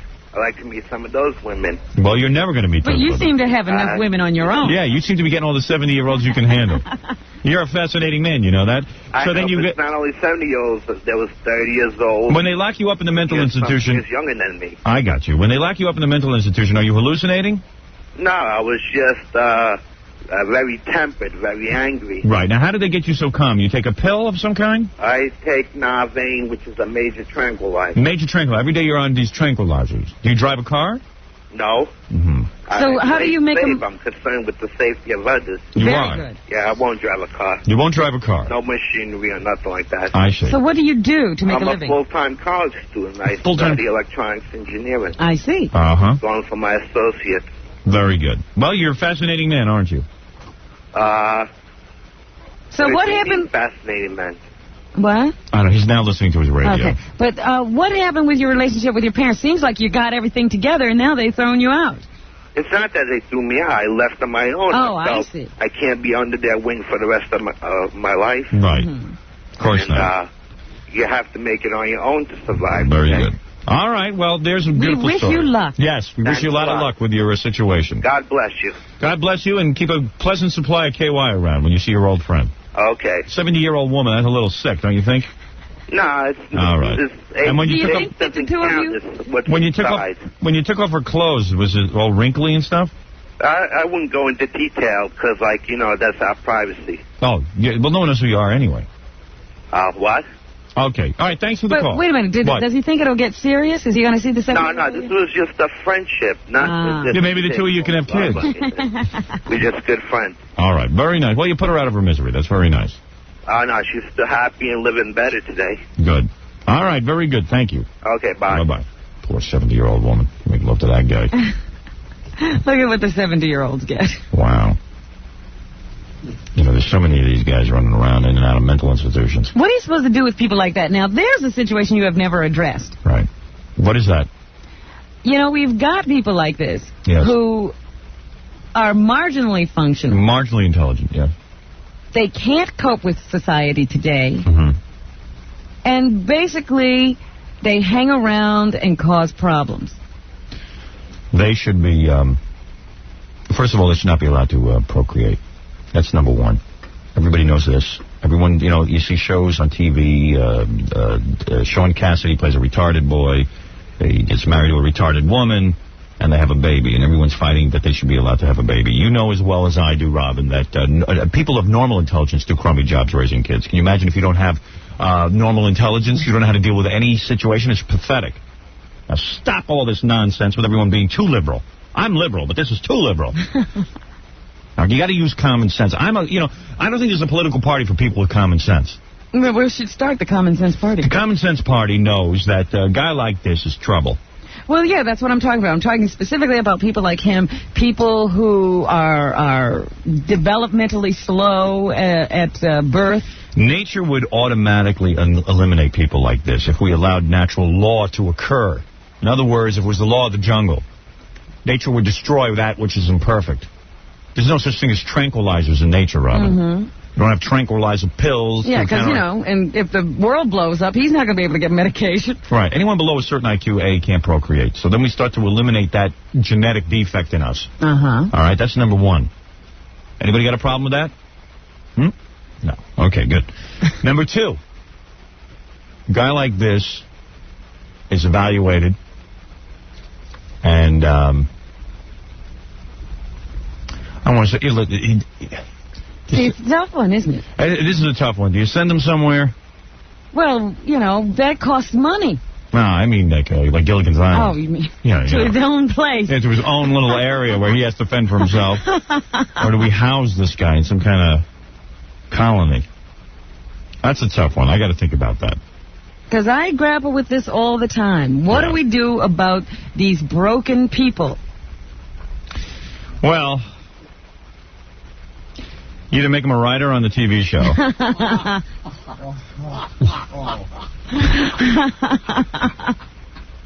Or, I don't know. That's a tough one. I don't know that I have an answer. Well, you ought to think about this. You want to rule the world. Yeah, I'm thinking about that one. A guy like this is marginal, you know what I mean? But he's on medication. Yeah, I think you get... Anytime he stops his medication, he's trouble. And then he's a criminal. So you know what I would do? I'd probably execute him. I'll be honest with you. I'm a little embarrassed to say it on the air, but, you know, I would do it in the privacy of my office. You know what I mean? I'd just get rid of them. Because I wouldn't allow all these tranquilizer types running around. On tranquilizers, you know, the guy says, hey, I don't drive a car. I'm worried about the safety of it. Hey, you don't drive a car. I don't want you walking. All right? I don't want you bumping into me. I don't want you walking into my car while I'm driving it. What do you think of that? I don't want to live with the guilt of killing you my whole life in an accident. Yeah, I would eliminate him. Sure. Because he would be a criminal without his tranquilizer. You know, they had another child on who was abused by this woman who kept her 8-year-old daughter chained. Yes, I saw that. Yeah. And the little boy, did you see the burn on his feet and his hand? Well, the woman who did that to him would be executed in my world. In a perfect world, she would be executed. Yeah. But what I'm saying is, you know, those people are only scarred on the outside. That's right. By abuse like that. Yep. That's a horrible, horrible thing to do. There's a lot of people in this country who should be paid not to have children. Like we pay the farmers. And you know who I mean. You know who I mean. Oh. Everyone can walk down the street and pick out who should not be having children. It is easy to do. You go up to the area where this woman was doing this nonsense. Even they interview the neighbors on TV. Did you see, I am telling you, I can pick out who should be, you know, first of all, I seriously debate whether I'd allow certain people into the country. I mean, I really think that what happened in this country is we had basically a very large area of land and not enough people to populate it. So the original idea of this country was, give us your tired, your poor, your huddled we had masses. A lot of unskilled labor jobs as well in the industry to fill. We needed people. Now the country has changed. You know, everybody screams about constitutional rights. You know, the Constitution was written over 200 years ago. What makes you think a 200-year-old document makes any sense today? What makes you think it makes any sense? They didn't know what was going to happen to the world. I guarantee if Jefferson and Washington knew who they were letting into the country, the huddled masses would get their asses kicked right out of here. Trust me on that. This is supposed to be a haven for religious freedom and all this. You got people with religious freedom in this country. You know the religious freedom involves the slaughtering of animals and donkeys and praying to them? You think that's religious freedom? You know there's only 3 major religions that should be allowed into the country. And you know it and I know it. Well, Everyone Howard, knows it. now, wait a minute. How come you think those 3 are the only ones with the answer? Because the other ones are new religions or wacko religions. But they might be the right religion. No, of course not. Oh, dear. Anything involving Jesus Christ is okay. You know, as long as you're willing to accept him. Yeah. But he was a new religion at one time. Yes, but now it's pretty well established. Some of these new religions, like you take your Scientologists. Well, what about the people who dance with snakes? They still worship Jesus. Yeah, no, any bastardization is not any, you know, as soon as you enter Satanism into it, then it's completely wrong. It's like Jews for Jesus, that shouldn't be allowed. They're out of here. Yeah, that's out. They're gone. They're gone. They're just a bunch of loudmouths who want to, like, now go to their temple and be outcasts, and, you know, and create, do you know what they are? They're Jews who sit there at the temple all day, nobody pays attention. They don't let them on the board of directors at the temple. So in order to get noticed, they declare they're for Jesus. Now, I'm not stupid. What kind of Jew says he's for Jesus? If you're for Jesus, you're a Christian. Well, what about Mormons and things like that, little offshoots of Christianity? That stuff's already been established. That's establishment-type religions. That's fine. That's all involving God. Now, where it goes wrong is Scientology. Scientology's wrong. You're going to tell me L. Ron Hubbard is God. I'm going to boot your ass right out of this country. You're gone. You're gone. You're out. That's not a bona fide religion. This guy was a science fiction writer. You know, Buddha. Buddha's not gone. Who's the 3 then? What right. 3 are we? Either you're Jewish. Yeah. Or you're for Christ. Or what was the 3rd? Muslim? No, we can't do that. That's much too angry a religion. Latvian. Latvian is not a religion. It's not? Right, either Jews or Christians. That's it. Yeah. It's only 2. Yeah, either some like a WASP is okay, that kind of. WASP is not a religion. Well, you know what I mean. You mean the Protestants, and Protestants, that kind of thing with Jesus. You know what I'm saying? And some form of Jesus. But I still say, those people who dance with snakes are Jesus people. Let me tell you something. Everyone knows how great this country would be if that was just the case. We stopped letting in all the new religions and all the new wacky groups of people that are coming over here and don't have a clue as to what's going on. And they come over here. Well, then we can't let any Orientals in, practically. Okay. Oh, no. Yeah, I'll go with that. They're some of the smartest people around today. Yeah, but that's okay. I'm willing to sacrifice the Orientals for all the disgusting, horrible people that we let in. How about the Dalai Lama? His people can't come. Well, they can come and visit, but they can't live here. Richard Gere will get booted right out of the country. No, I'm serious about this. I know people think I'm joking around. I am dead serious. You know how great the country is. I think you're being a little too strict now. Yeah. You're going way too No, but you can't all of a sudden allow Chinese in here. I mean, we already have the recipe for rice. What are they going to add? We've got that one down. Oh, no. And the Hinduism? No? No, that's for India. Those are countries. In other words, we are full to capacity in this country, and everyone knows it. There are no more jobs, even menial jobs. There's just too many people. It's just not enough. It's enough already. It's enough. We've had enough. We are overloaded with criminals. And the ones that come here, they cause a lot of trouble. I saw what was going on with the Haitians. They're out there in the streets screaming for Haiti. They're saying President Bush should treat Haiti the same way he treated Kuwait. Could you imagine this? Nobody invaded Haiti, as you made the point yesterday. And why are you all of a sudden so brave here that you were rioting in the streets? Why aren't you there? Your country needs you. Yeah, get over there. You're brave. You're a productive person. Go back to Haiti. You go back and take over the country. Make it a great place to live. Please. I saw in the paper this morning that they are making plans to maybe airlift the Americans out of Haiti. I'm like, why are we always in the stupidest places? I know. Why go to Haiti? And why, and for God's sakes, why do we allow Spanish-speaking people who don't want to learn our language, who want signs in Spanish, why do we allow them in this country? Does anybody have an answer for that? That should be one of the questions at the border. Do you want Spanish signs? Yeah. Do you think you're capable of learning English? English is this country's language. Can you imagine there is not a law that's, there really shouldn't be a law. Everyone knows English is this country's language. There are Spanish people now who are trying to convince us that English is not the language of America. And there are idiots who go along with this. There are stupid schmucks who go along with this. Now, I'm not some ultra-conservative guy. I'm a common-sense kind of guy. You sound ultra-conservative at this point. The Spanish people just started coming in here, or you Cubans. You know what I'm talking about, the new Spanish, Puerto Ricans. Right. They come in here, they don't want to learn English, and they're yelling at us because we're European-oriented. That's right, we are. Surprise. Surprise, surprise. What, you came here, what, you didn't know that people speak English? And they are screaming at the United States government that they are not getting signs in Spanish, and the United States government is giving it to them. They're saying, hey, well, listen, these people are here. Why should they have to learn English? Can you imagine this? Can you imagine this? Well, I'll tell you something. Boy, things would change. Things would change drastically under my regime.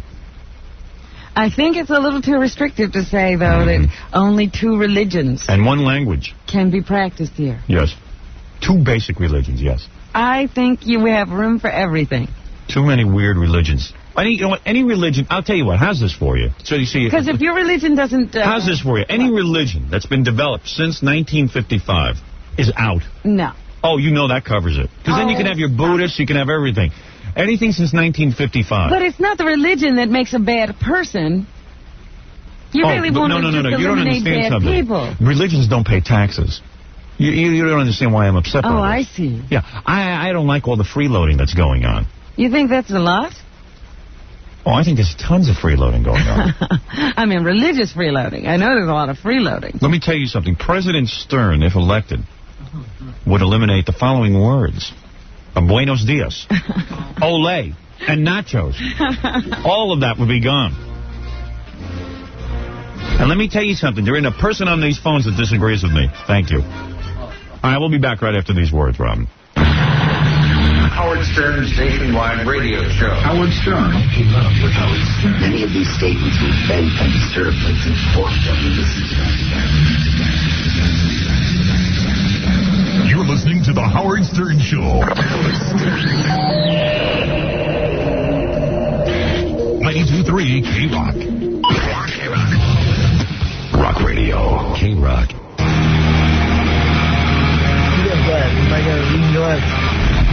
Give me the first line, Mom. This is Smoking Joe Frazier. And it's getting near boner time. It's getting near boner time. Don't touch that dial. Hello, this is Smoking Joe Frazier. This is boner time. Boner? Hello, this is Smoking Joe Frazier. This is boner time. Don't you touch that dial. And this is Stuttering John with Larry King. Should I say what? Now, don't you start explaining. Should I say what he said before they got him and what he was saying about you on the show? Do you care to hear what he was saying about you? Yeah, well, I'm sure someone's got the tape of it, but go ahead. What did he say? Well, they asked, what he thinks of you and stuff, and he was just saying that he doesn't hate you, he doesn't know who you are or what you look like, but he's a man and you're a boy. He doesn't know who I am and doesn't know what I look like? He doesn't know what you look like. If he had to rate you on top of things that like bother him, you'd be number 746. He doesn't know me? You sure you got that quote right? He said that he doesn't know what you look like. What? Well, now, he's a compulsive liar. He even says it to me as I'm interviewing him. But then he says, I've been on the show once, which is a contradiction, but he says, and it was like the men from The Boys I killed in the hour I was on Howard's show. You killed what? He was like, he's a boy, I'm a man. He's like, the difference between men and boys. Hey, all I know is Larry King. We'll put him on the morning against me. I bet you wouldn't get one rating point. Larry King's never been on any show that got any ratings. Ever. In his entire career. He's written a newspaper column that I guarantee you people don't buy USA Today for. I'm sure that CNN, if you want to take a look at his ratings on TV, I think you'd be frightened to see that nobody watches the show. You'd be appalled that this guy's getting that much money for doing nothing. Although, then again, we don't even know how much money he's really getting. ABC offered him a show. He turned it down. You know why? Because he would have had to perform in the ratings. Well, he did that one show for NBC. Oh, that's right. Just one. Yeah, and didn't that come in last? And, of course, his radio show was on overnights. And he's beaten by Tom Snyder? Yeah, he's beaten by anybody. His overnight show performs horribly. But overnights, radio stations don't care about ratings. They just go for revenue. But, he's been there forever. Tom Snyder's a Johnny-come-lately. Yeah, and Tom Snyder's pretty awful himself. It's not like Tom Snyder's some kind of wit. Yeah. Tom Snyder's a moron. He's really stupid. Tom Snyder is stupid. I mean, I spent an hour talking with this guy. He's dumb. I mean, he's not there. He's from another planet. If Tom Snyder can beat you in the ratings, you got a pretty serious problem. Even Tom Snyder admits that. Right, Robin? I haven't heard him say that. No. Anyway, so you get Larry King, and what did he do? He was running from you the whole time. You got to picture a guy running from John. We started out like, we started out like all the way by the studios. He's doing the interview with you, but he's like... Walking? He's walking at the same time. And I'm jumping in front of him. And Larry is walking through the building trying to get out, but he doesn't know where he's going. I guess nobody was escorting him. Yeah, they were trying to, but then he goes one way, then he goes through the green room, comes out another way, then comes out, and finally it ends with me and, up to his limo, I see. Okay, let's listen. Because we wrote really good questions for Larry King. Hi, Larry. How are you? I'm Stuttering John. It's for the Howard Stern Show. Hi, Stuttering. I'm a big fan of yours. And Can I just ask you a question? Your work. Can I ask you a question? Isn't it a disgrace how many times that Liz Taylor's been married? I don't know her. Who is Liz Taylor? You know, can I just ask you a few questions? Oh, Liz Taylor. Yeah. Oh, yeah. She has the best. This is Larry, the stand-up comic. Right, Mr. Funny Man. Yeah. He once wrote that he believes if he hadn't gone into this talk show thing, he would have been a great stand-up comic. Because he once interviewed Lenny Bruce. And they used to be funny together on the air. Yeah, they were the original funny guys on the radio. They did all this stuff. I'd like to hear a tape of that, to hear what's so funny. Might be Lenny being funny, not Larry. Larry's sitting there laughing like a horse. Can you really be sure there's a tape at all? Oh, there's no tape. When Larry was interviewing Lenny Bruce, there was this thing as a tape recorder. This when Larry was a morning man in Florida when there were no ratings again. Yeah. Yeah. I think you see the ratings on that morning show. That's why they moved them to overnights. That tape. Sandy Koufax is working the tape machine. That's a problem. Don't worry, we get to those questions. We wrote Sandy Koufax questions. Because, you see, one of the things is Larry's been married 900 times like Liz Taylor. We wanted to hear his thought on that. And we wanted to see if Sandy Koufax, since he lied about knowing Sandy Koufax, I wanted to see if he'd answer some Sandy Koufax questions. He has the best boutique I've ever seen. It's in Grand Rapids, Michigan. Hold on this. I love Liz Taylor. Hang on. Let me ask you a question, Larry. I saw you just mention Howard on the show. Howard Stern. Howard Stern is my dry cleaner. It's in Arlington, Virginia. I think he goes nuts because every show he goes on now, all they do is ask him about Howard Stern. Even on his own show, they ask him. I know. It's always, for some reason, I'm linked to him. They brought that up on 9BP. Said, you know, this guy Captain Jenks calls you up all the time and mentions Howard Stern. Does it bother you? He goes, no, the only thing that bothers me is racism. Oh. Well, then I guess Captain Jenks can continue. All right. So now I'm right in the middle of asking the Sandy Koufax question, but I don't think he even answered. Flinched. Yeah, all right. My dry cleaner. It's in Arlington, Virginia. He's the best. Wait a minute. No, I want to go on record. The best dry cleaner. It's the best dry cleaner. I saw that wife of his in the audience there, too. Now he's trucking her around. I'm thinking, you know, these are two nuts. And Richard Bay is the worst interviewer. He doesn't ask them, what the hell's going on with your marriage? You guys were in divorce court 3 weeks ago. Yeah, what are you two doing together now? What happened? Yeah, I mean, wouldn't that be the obvious question? You're lucky enough to have the wife? I guess that's why the wife shows up there, because she knows she won't be asked that question. She said some pretty rotten things about him while they were getting... Yeah, I mean, this is a woman who, like, a couple of weeks ago was talking about how this guy sucked. Wasn't he the Saddam Hussein? I thought it was Attila the Hun or Saddam Hussein of marriage. Yeah, I mean, if, you know... Yeah. I mean, I'd be curious to know a few things about that. I'd love to know how he patched this up. I mean, here they were in divorce court calling each other all kinds of names, and in a weekend they were remarried. Yeah. I mean, that's an amazing story. Instead, they're asking him what his favorite movie is. Yeah, and if he could interview somebody like Bon Jovi. Yeah. Sure, I could. Who is it? I don't know whether that's a guy or a group. Right. Dope.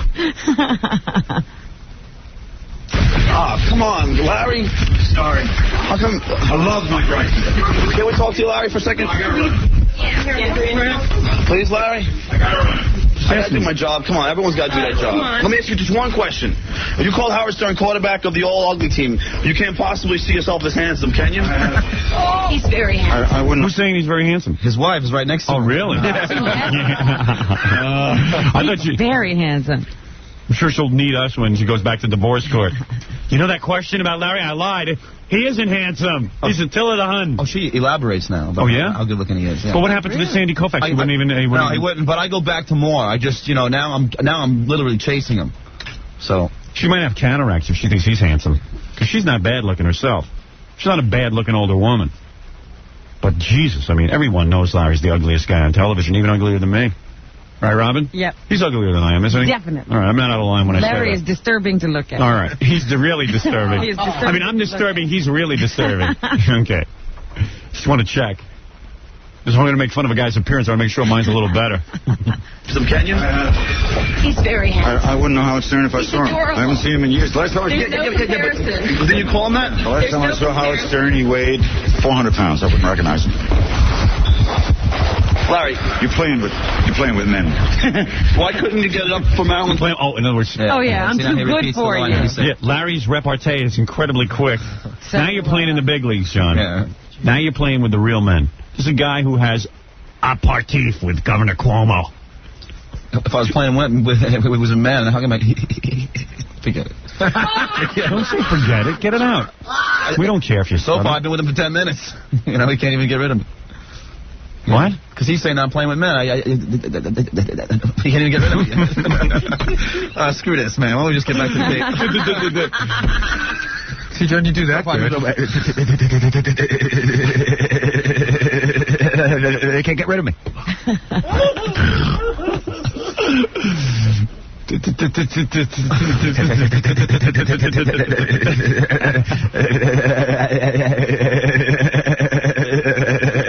They can't get rid of me. What? I didn't make any jokes about you, Fred. This is just fun. No comparison. Larry's so handsome. At any point did Larry propose to you? No. But now I start really getting dirty with him, man. This is where it's funny. You're playing with men. Why couldn't you get it up for Marilyn Chambers? Get what up? Applause. Well, no, what do you mean, get up? Applause. Hey. You know what you're talking about. What do you think of Howard Stern's impression of you? Howard Stern? Yeah, he does an impression of you on the TV show. Whenever he delivers my clothes, he does it great. Honestly. Just one more question, Larry, before you go. How embarrassed you when you were recorded trying to pick up that girl? What girl? That girl. I never tried to pick up a girl. What was your shortest marriage? To Howard. We get you. Gotta get that. I never tried to pick up a girl. What was your shortest marriage? He got surprisingly serious for that question. Right, yeah. And then he closes the door on my face.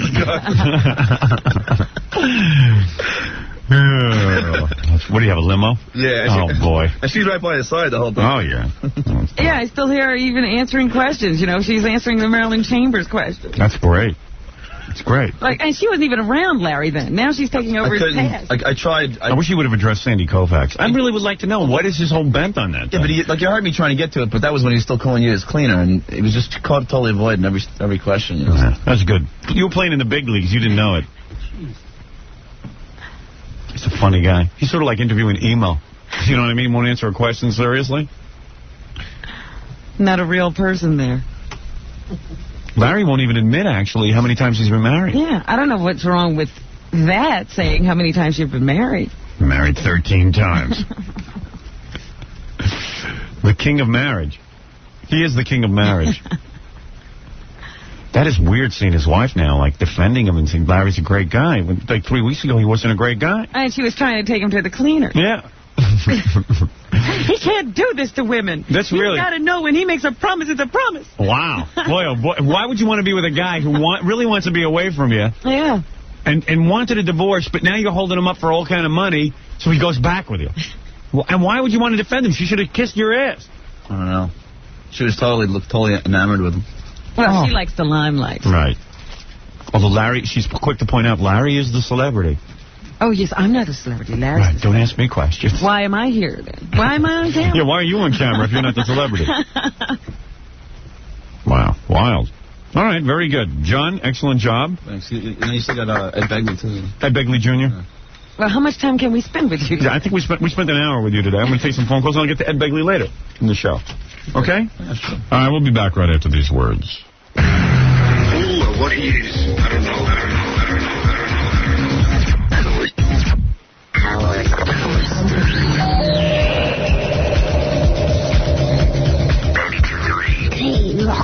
Rock Radio, K-Rock.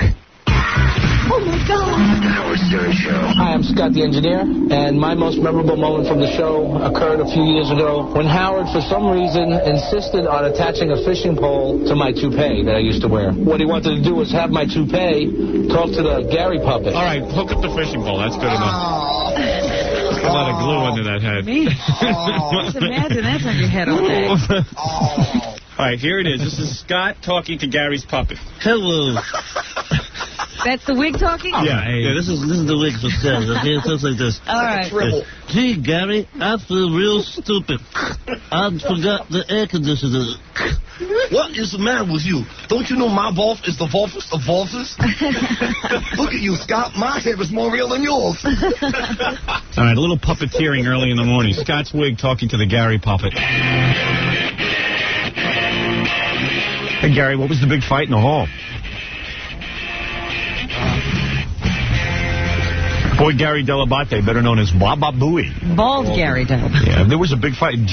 Stuttering John and Gary were going at it like two little wildcats out in the hall. Well, John thinks I've been picking on him lately, but let me tell you what happened yesterday. You keep picking on me, and if I come in late, you get on me, but if Mike Ganji comes in late, you say it's okay, and I have to go out sometimes till 2 in the morning working. And let me just tell you this story. And Gary's like, John, you are.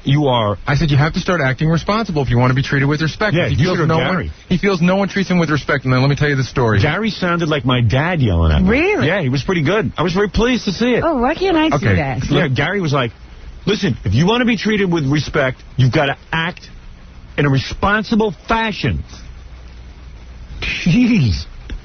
John acting responsibly, we're finished. I know. I was thinking that, too. I know. Well, okay, but he has certain functions. Be responsibly irresponsible. Here's what happened. John went to interview Larry King yesterday. Right. We went to the TV meeting, and John came back in the middle of the TV meeting. Right. John walks in, and he hands me a cassette, unmarked, of course, but cool, you know, he can't do everything. So he hands it to me, and he said, this is a Larry King interview. Right. I take it, and I punch out the tabs. I put it down on my papers in front of me. Right. Then we get involved in a whole bunch of different things. Yeah. And I leave. I come back here, and I'm home last night at like 6:30, and all of a sudden the bell goes off my head, and I go, damn, I don't remember where that cassette went. Now, when you say a bell goes off in your head, is that a literal bell or just like a... I was napping on the couch, and I That's what I envisioned, like the round ring. Wait a second. I was napping on the couch. All right, who wants a fire? Who wants a fire? Who wants a fire? I was napping on the couch, and I shot straight up, and I'm like, oh, no. Because let me ask you, in your own house you nap on the couch? Yeah. Why don't you go in your bedroom? I like the couch. All right. So I bought a nice Go ahead. All right, that's irrelevant. So I zip up and I go, what happened to that cassette? I can't find it anywhere. I don't remember bringing it with me. I don't know where it went. Right. So, ladies and gentlemen, Stuttering John entering the room. Stuttering John, let me finish the story. Stuttering John in this corner. Right. So I called John up, Stuttering John, the legend. John, move over here closer so I can look at your face when you stutter. I call him up at home, and I say to him, John, did you see where the cassette went, the Larry King cassette? Go ahead. He goes, no. Wait. I wasn't home. I left a message on the machine. He called me back. He said, no, man, I gave it to you. That's the last I saw of it. You didn't take it, did you? No, man, I didn't. So now I'm freaking out. Two Stooges. So now I'm freaking out. Where could it have gone? Right. So I called Kevin at the TV show. He doesn't have it. I asked him to... No, I know he doesn't have it. Right. I asked him to roll it off from the video. And could you please drop it off in my apartment at 2 o'clock in the morning? Right. Now, I was out for a little bit last night. John called twice and said, did you find it yet? Did you find it yet? Because he was nervous as well. Right. I walk in this morning. I got the package. I walk in this morning, and I give it to Scott to, put on to Reel to Reel. Which was a real hassle because Kevin probably had to get it over here and... Yeah, go ahead. And Scott goes, what are you giving me? I got this already. And I see the cassette sitting there, and I go, where did you get this cassette from? And he goes, John gave it to me. Ooh. So I said to John, what happened? He goes, oh, man, I'm sorry. I forgot it was in my jacket. But I don't know why he would have picked it up off in front of my desk. I picked it up because I just had a feeling that someone was going to forget it. Yeah, but you're the one who forgot it. No, you picked it up and forgot it. The point is, Gary left a message on my machine. I was in the studio. What? Wait a minute. Gary left a message on my machine. I'm in the studio for like 7 hours mixing the same freaking song. So I'm just like, there wasn't anything about it. But then when I got home, I realized that I put it in my jacket. And then when I got home, I realized I put it in my jacket because I was afraid that someone was not going to bring it. So then I put it in my jacket. This way I know I'd have it in the morning. And then I went. But John, when you spoke to Gary, how could you not know you don't have it? Because I was, I'm right in the middle of mixing. He called. I got a mixing what? The song? A message from Excuse me, mixing those songs that nobody is going to listen to? How do you know nobody's going to listen to? Oh, come on, John, get with it. How old are you now? 26 years old. And how long have you been mixing songs? Since I was 16. Right. And what's happened with those songs? What do you mean what happened? Nothing. In your eyes. In my eyes, the Larry King interview is going to make you some money, not those stupid songs. So that's why I'm doing that, too. But let me just say something. Hey, wait a minute. Let me back up here for a second. You're asking him why he didn't remember it yes. at whenever that time was last night. When we were leaving yesterday, he didn't remember it was in his pocket because he said to me, I hope Gary doesn't lose that tape. Oh, my God. Well, what good is you having a tape if you can't remember that you have it? Then I finally realized. But you made people... I know I did. I apologized. 2 in the morning. I said, "God, I'm really sorry, man. I'm sorry. I'm legitimately sorry." But that, then it was, and then it comes on to more and more things open up as they go along. Like, John is a responsible guy, isn't he? In many ways. Well, you know what? He was late a bunch of times a couple of weeks ago. Not when he was doing stuff for the TV show. Because if he was out, I wouldn't hassle him. But just in general. And he says, "Why?" See, John comes in early, and Gange comes in late, and then they reverse it. So he says, "Why don't I yell at Gange when Gange comes in late?" And the reason is Gange is the second guy in. He was a little late the other day. Sometimes when John's the second guy in, he's real late, and I never say a word. In other words, second guy gets in about 10 after 6. So sometimes John gets in at 7. I don't say a word. One morning, John just completely overslept somewhere in the middle of New Jersey. No one knew where he was. Are we forgetting? His mom didn't know where he was. He called me at 8:30, said I'm on my way, and showed up at 10 of 10. Because if I oversleep, if I oversleep, I'm an hour away. If Gary calls me at 7, I can't. But you weren't an hour away, and then you called. Are we forgetting when Gary was late 3 times in 1 week, and Gary had me call him up at 6 o'clock, his alarm clock, because you couldn't get up on your own? own? Are we forgetting that? Yeah, we are. I was late twice. Mike DeBarra told me. A couple. Yeah, I keep going. Me and Mike were with the other interns. Gary was late 3 times in a week, so he goes, John, do me a favor. I'm having trouble getting up. Call my house at 5:45 every morning and get my ass up because I can't get up on my own. So what's wrong with that? Listen to me. Listen to me now. I'm going to solve all your problems. I've heard everything you guys got to say. The two of you are morons. You know that. Well, my point is that we all go through strings, like a week where things get tough, and we're late. But Gary went through a week where he was late. I called up every morning. Gary, yesterday is typical of some of the things that you do when it comes. I can't remember more. I wish I could. Wait a second, John. I can remember. John, let me just say something. Sure, you're an intern. You're a very reliable guy. And occasionally, you're going to be late. You have things that come up. You're a young guy. You're busy with that stupid band of yours. All right, you're up mixing. God knows what you're mixing. The mix should take about 15 minutes, the whole mix. I could do your mixing in 15 minutes and make it sound just as good as what you would do.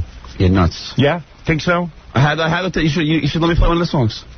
Yeah, I want to hear one of the songs. Okay. Go get it. Where is it? I have it on cassette. Oh, you always it's always somewhere. I have it on cassette. I'm going to come in with it on card. Yeah, have it on card. Where's the cassette? It's in my jacket. Oh. How do you know? How do you forget that? Big setup. All right, listen to me. I apologize to Listen Gary. Listen to me. But at least we have the tape. At least it's not lost. Listen to me. You have it's true you have the tape, but you're missing the point. You're making people run around like nuts. I apologize to Gary. I called up Channel 9 myself. Now, let me tell you where you made your first mistake. I was born. Don't make jokes. I'm teaching you something now, some life lessons. All right. When you take a tape from Gary, you got to tell him you're taking the tape. You don't slip it in your pocket, you dope. I understand that. All right? You say, Gary, I'm going to keep this in my pocket for safekeeping. And Gary would say to you whether or not he's still your boss, technically. I know it's hard to accept. This incident, I'm dead wrong. I know I am. Right, so you're wrong. But I apologize. Now, the other places where you're wrong is even though you're working for free, and even though you've been very reliable in the past, if you're going to be late, if you're going to need some extra time, as soon as you wake up, you call up and say, look, this is where I am. That's what I did. No. All right, well, at 10 o'clock, you didn't wake up at 10 o'clock. No, I woke up and I called at 8 o'clock when I got up. 8:30. Then 8:30, and then I hit traffic for an hour. All right. Can I just say one last thing, boss? One quick thing. Yes. John, how many times have you ever asked me to take the day off to go do something with your band? Or you had to go pay traffic tickets or anything, and have I ever hassled you if you asked me for... I hate it. I dread that moment. But have I ever said no? Ever? But have I ever hassled you? Well, yeah, you give me the puss. Absolutely not. Oh, come on. That pussy can't help. We all dread it. Ganji dreads it. Ganji wasn't even going to... All right. Listen to me. I don't have all day for this. There's many important topics to discuss, and I can't work out every little problem here on the air. This is pretty good. This one is pretty good. I'm just... Because, you know what it is? No, because last month I swear to God... How come it's me, and then it's Kevin who's against you, and then, what is the whole world against you? Kevin, you heard what Kevin's a compulsive liar. We all heard that. Now, why is it that I heard you stutter it, is all I heard. Why is it you're at war with everyone? I'm at war with everybody. I'm at war with anybody in this room except for Gary. Oh, I see. And why? You know why? Because wait a second, that's not true.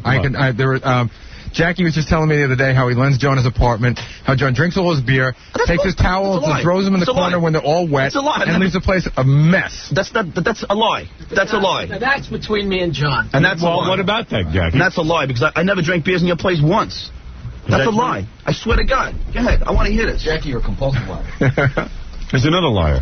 See, I'm not sure. I just know the other day I was at my apartment. Jackie, you might be drinking those beers. Right, just forget it. It's possible, but I always have beer in my apartment. The other day I was early. Nancy was supposed to pick me up. And I said, when you're Jackie, you always have beer. Right. And I said, I got 15 minutes. My foot's killing me, but I'll sit and have a beer and it'll take the edge off. And I looked for a beer, and I don't know for sure John took it, but there's never not been a beer in there. And I look and there's no beer, so of course you want to blame the person. All right, did he take the beer or not? I have no idea. But what about the towels and the chicken bones? No, let me tell you, the funniest thing, though. Don't make a long story, Jackie. No. When you get into long stories, it's lethal. Oh, damn, if I'm going to sit here and pick out every time everybody argues about something, so the towels are piled on a chair and piled on top of each other, and the bottom one's still wet because it's the fifth one down, right? Right, that's John's. So John always swears that he had nothing to do with this. So I went in there one time, and there's chicken bones in the garbage. I said, John, this is a city apartment. Sometimes I'm not here for a week, 2 weeks. You got to take out all the garbage each time. Right. And I said, there was chicken bones, which is made for the cockroaches. There's chicken bones in the garbage. He said, those aren't my chicken bones. Those were Sherry's.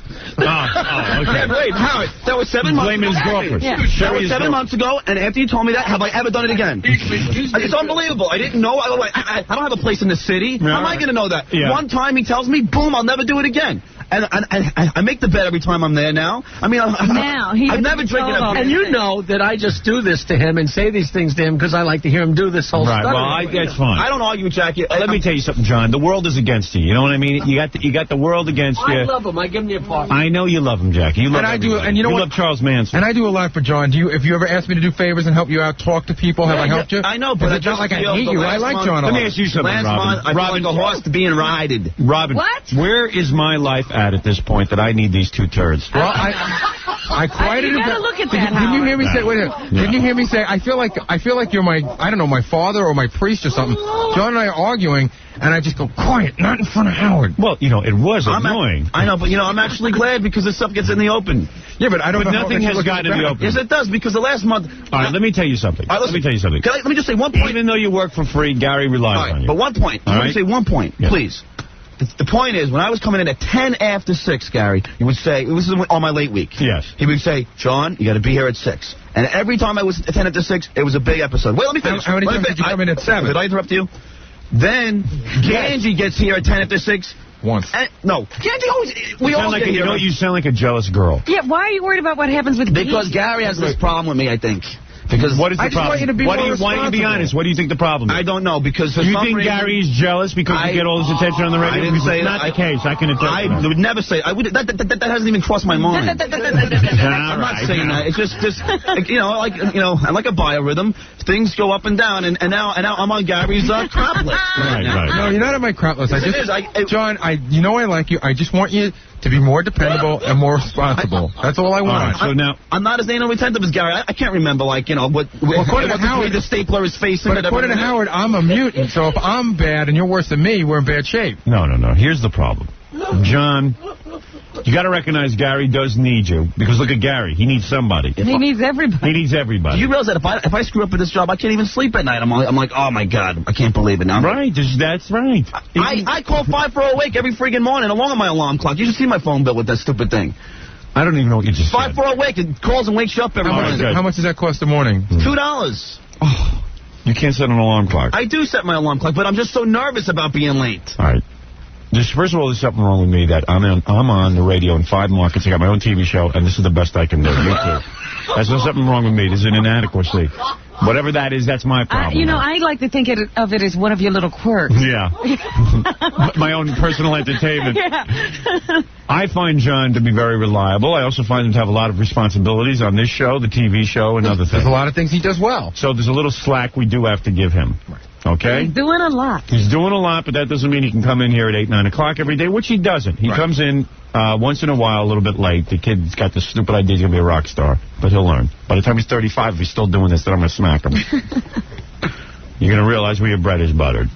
You got to learn to be using your head a little bit more, especially on something as important as the Larry King tape. You can't just slip it in your pocket and not tell anyone. I agree, I'm wrong. You know what? One of the other problems that we ran into was that...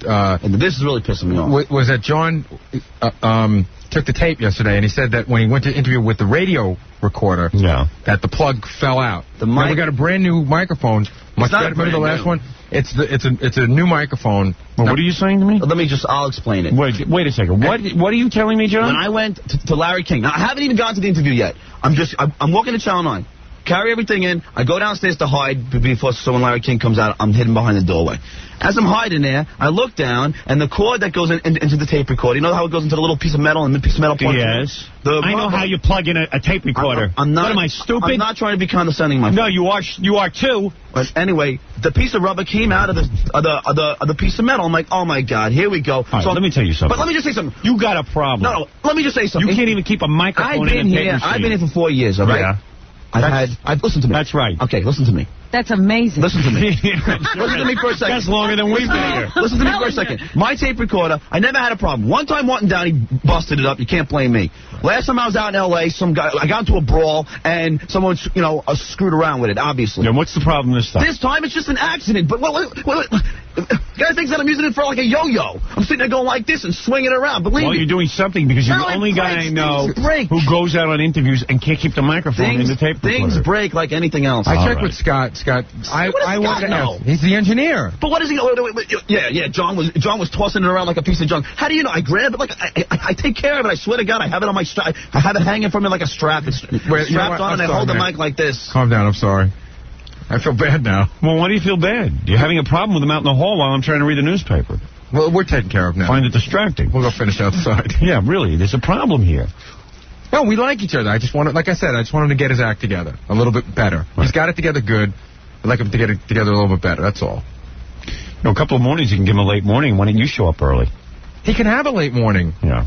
He never asked. He's afraid. You know, he thinks that I'm an ogre. You know, he's afraid to ask me stuff. I help him out whenever he wants. In John's defense, this seems a little weird, the whole thing about the cassette being there, and Gary didn't realize it was missing for like hours. No, come on. If John's going to the trouble of doing an interview and being Jackie, a star, you're off wait, and base. chasing around, I don't think Yeah, the but Jackie, you responsibility can't- should be on Jackie, him. That's why when he gave it to me, he should Wait a second. Now stop this already. I'm not going to listen. I'm not going to entertain Jackie's idiocy now. It shouldn't be John's responsibility to get the stupid tape. here, Jackie, too. do me a favor. Your feet hurt. Stay out of this. They do. Yeah, do me a favor. You're way off base. There's no Way out beers of in the line. refrigerator. Just calm down. He's going to now defend John taking a tape off of somebody's desk and not telling anybody. It wasn't on somebody's desk. I just saw it. I go, you know something? Let me do because when I do interviews, But you got to remember you have it at least. I've never lost a tape. When I've done interviews, I always bring it in the next All right, morning. And very bang, good. bang, All right, bang. now listen to me. Listen to me, you two. I don't want to go back there later and hear you two arguing. No, I'm glad. I like when it gets on the air. Yeah, good. I know you like everything that's on the air. Because I hate it. Forget it. What? Nothing. It's boring already with you two.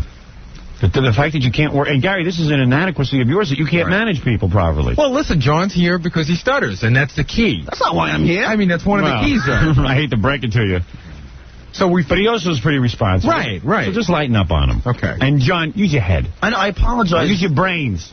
Use your brains. Well, God gave you a always brain. want to apologize. Just, don't have people running around till 2 o'clock in the morning. Right. It's annoying. You're annoying, and it's annoying. Thank you. All right, very good. Did you have the Larry King tape? It's racked up. Oh, it's already racked. All right, so I'll tell you what. Begley Jr. too. All right, as long as you're here, we'll go to the tapes next. Well, first I have to take a break. Everybody stay tuned. John talked to Larry King. All right. We'll be back after this.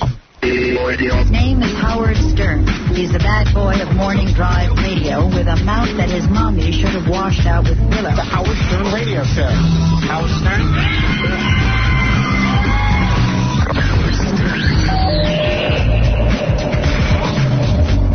K-Rock. Rock Radio. K-Rock. Let's all bow our heads and thank the Lord Jesus that these Scores girls are at least good to look at. What vegetable is a pickle made from? It's marinated from a grape. Where does pork come from? Pork from a mushroom. Hey, as long as they get naked, I don't care how stupid they are. The Howard Stern Show.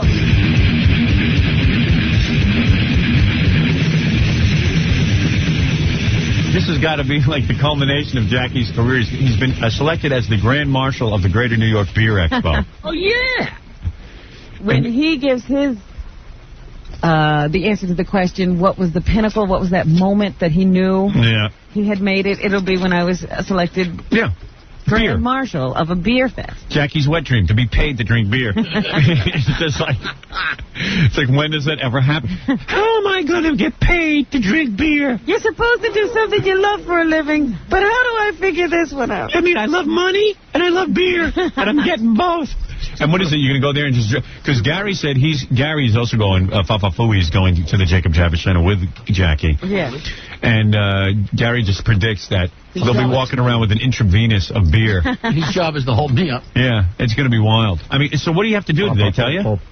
I'll be wearing my Grand Marshal hat, which they're trying to figure out. Oh, I know what that's going to be. Is this going to be one of those giant baseball caps with the 2 beer can holders? In the Probably something ridiculous. You know what it should be? It's one of those things, because now they have those things that, you have 2 wire things and you sit beer in mugs of beer. That's what I'm talking about. That's what he means. Ah, okay. The big hat, and you have a tube so you can drink your beer from the top of your head. It's close to intravenous. Yeah, and then you have hands free for more beer. What? Maybe they'll have the bolsters, too, So what's the deal? Is it you just go around from booth to booth? I guess I got to go from booth to booth and be sociable and taste all the beers. And does Jackie love beer? Okay, here's Jackie. When he gets out of college, he decides he's going to be in a band, and he's writing songs. And, of course, that went nowhere, just like everything else he touches. But what does he write about? He writes about beer. You want to hear the beer song? It's a love song. I'm dying to hear the beer song. Yeah, you know how guys write love songs? He wrote a love song to beer. You're welcome to sing along. It goes just like this. Welcome to Sing Along. Nobody's ever heard of this. Well, how are you going to sing along? I'm about to teach you the words. It goes just like this. Stop the damn thing every 5 seconds. Cocoa makes all the way before your time. Cocoa makes you sleep back to your prime. Whiskey's for celebrating. Beer just your body weight comes out of your beer. You're drunk. Ready? Oh, good joke. Is that you on the harmonica? Who else? All right. I mean, the Bob Dylan or whatever this is. A beer music. We will be singing this Friday. Are you going to be performing at this thing? I don't know what I'm. Will you be singing? Yeah. You bring I think guitar I'm going to Xerox copies of these lyrics. And, all right. Let me hear this. Finest. You know how long it Cold gold makes you old way before your time. Cold gold makes you sleep right through your prime. Now whiskey is for celebrate. Beer just gives you body weight and comes out of your ears before you're drunk. That's right. Well, drink it by the 6-pack and go by the quart. Look, guzzle it by the gallon till you start to snore and snort. You gotta belly like you're pregnant. To get a woman, you gotta beg it. You're pretty much to look at anyway. What's he saying? That's right. Glug, glug. This is one of his worst songs. This is the worst. I don't even know what he's saying. Oh, these are the lyrics? What, did you waste Kathy's time to make her type them up? No, Jackie types them up on his computer. Oh, that's why you got a computer, so you can type up these lyrics. You got to keep these on file. That's exactly. Yeah, I don't want you wasting Kathy's time with your stupid typing assignments. Use your second. Good. Once in a while I catch him doing that. Oh, really? Yeah.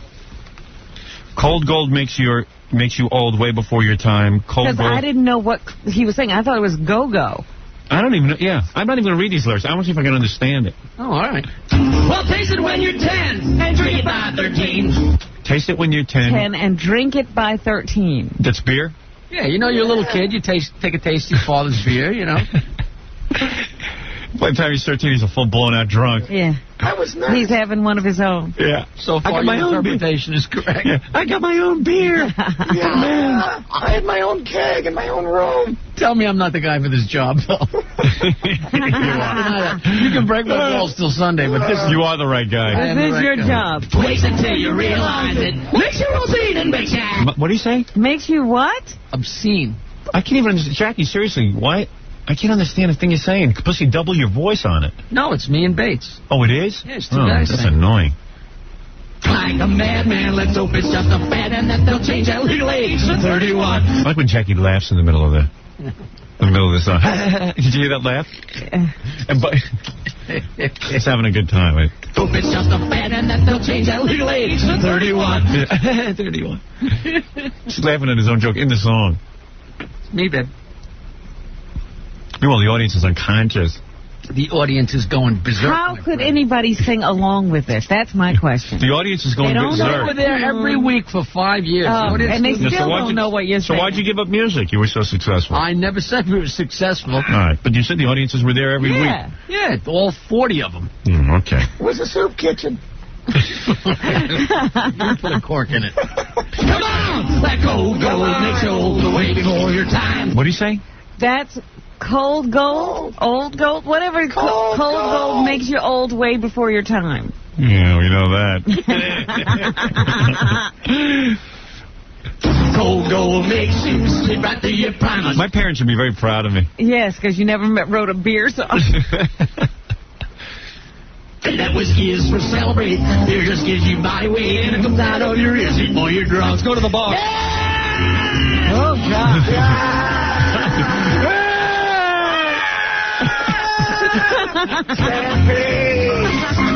Come on, everyone, let's get beers. It's the life of complete debauchery. My whole life is beer. Meanwhile, he's an angry, pissy drunk who's mad at the world when he drinks beer because he isn't successful. Oh, you're such a jerk. I don't know why. Everyone who was in that comedy movie was successful except me. I don't understand. Tim Allen has a hit show. Theodore has her own show. Theodore has her own show. Even Bill Hicks has got his own HBO special. And where am I? And I'm here. Singing the beer song.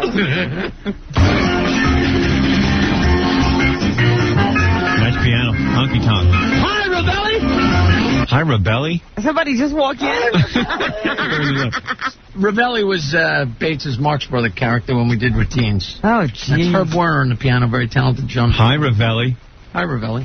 You don't even know what these references No. are. Cliff notes. Well, Bates was dressed.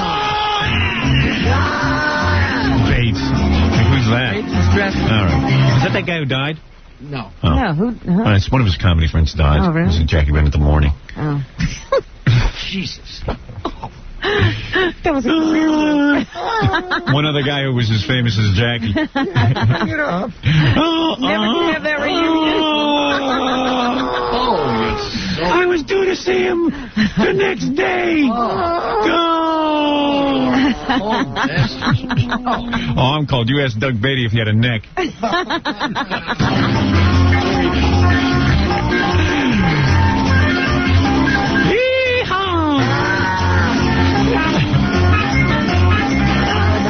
Well, now there's cheap beer and there's prime brew, there's imported ale. And there's cheap people, that's us catching every beer sale so we can drink. What? There's cheap people and That's us. expensive beer and cheap people, and that's them getting every beer sale they can. Where did he grow up, man? How could your life revolve around beer that much? Beer and pot. And a beer sale. Yeah. Sure. He's like a 40-year-old, 2-year-old. Flower painting, drinking till we faint, and when we come to us. But you're still singing this stuff. Oh, sure. Fight over once again. Lots of tell them how much, Jack. 12 ounces, 16 ounce, 32 or more. Just keep it going right on down that hole that's in your joint till you spent your last nickel. Your mind is really a pickle, and it's time that we hit it for the ball. One more chance.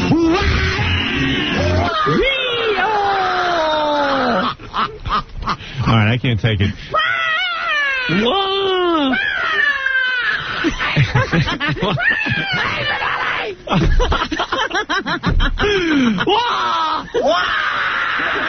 I'm coming to the bar. Hold the bar. One more chance.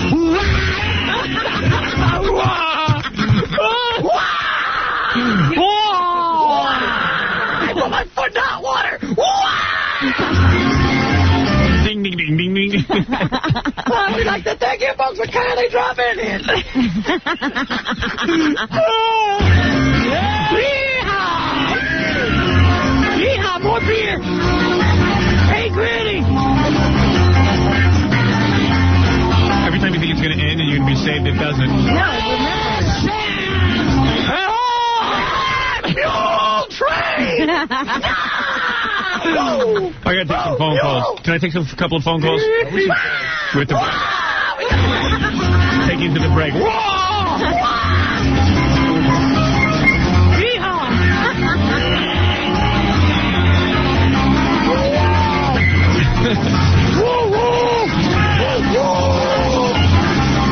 Well, I can't walk. You better drive, and I can't see. Oh, What did he say? God, it's still going.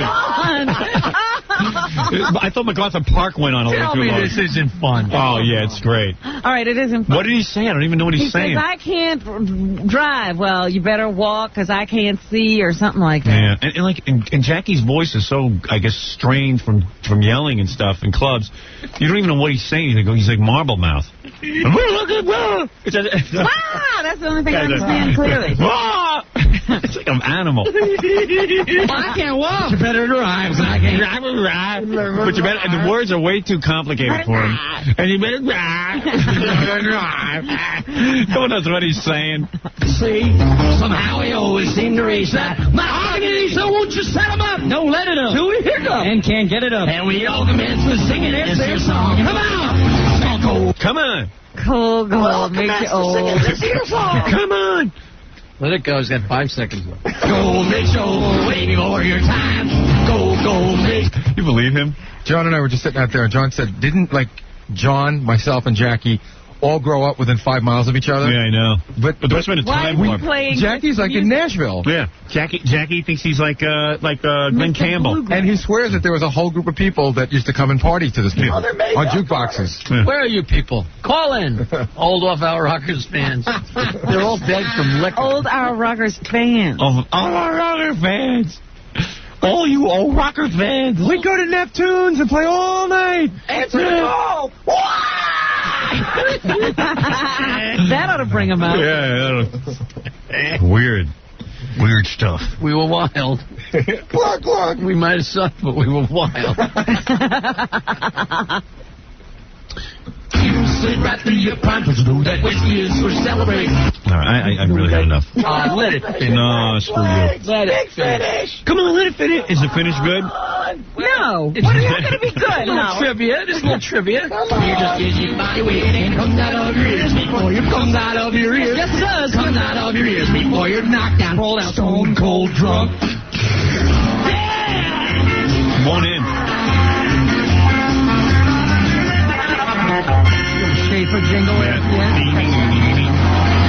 When you're having more than one. See, you do it. Yeah. Well, that I know. Your song I hate. Still going. I was ready to go into the pot. What did he say? What was that? Don't tell me what you said. I want to do. Everything is like. Yeah, right. It's soupy. Everything's a grunt. Wait. Thank you. Come on, and we hear it. That's a good one. That's right. What you doing?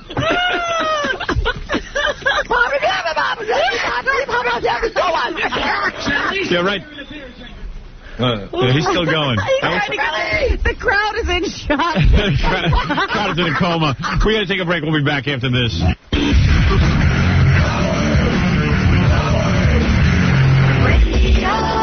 All right, you're listening to...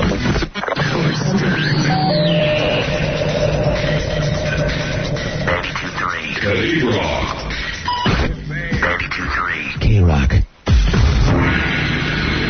Coming soon to the Howard Stern Radio Network. Would you ask that bitch what I supposedly did? Jackie the Joke Man Martling versus Her Royal Highness Robin Quivers. I didn't work out I do have to admit I prefer it. They're ready to settle their differences the only way they know how. So what's the problem? I'm so used to it now. With their fists.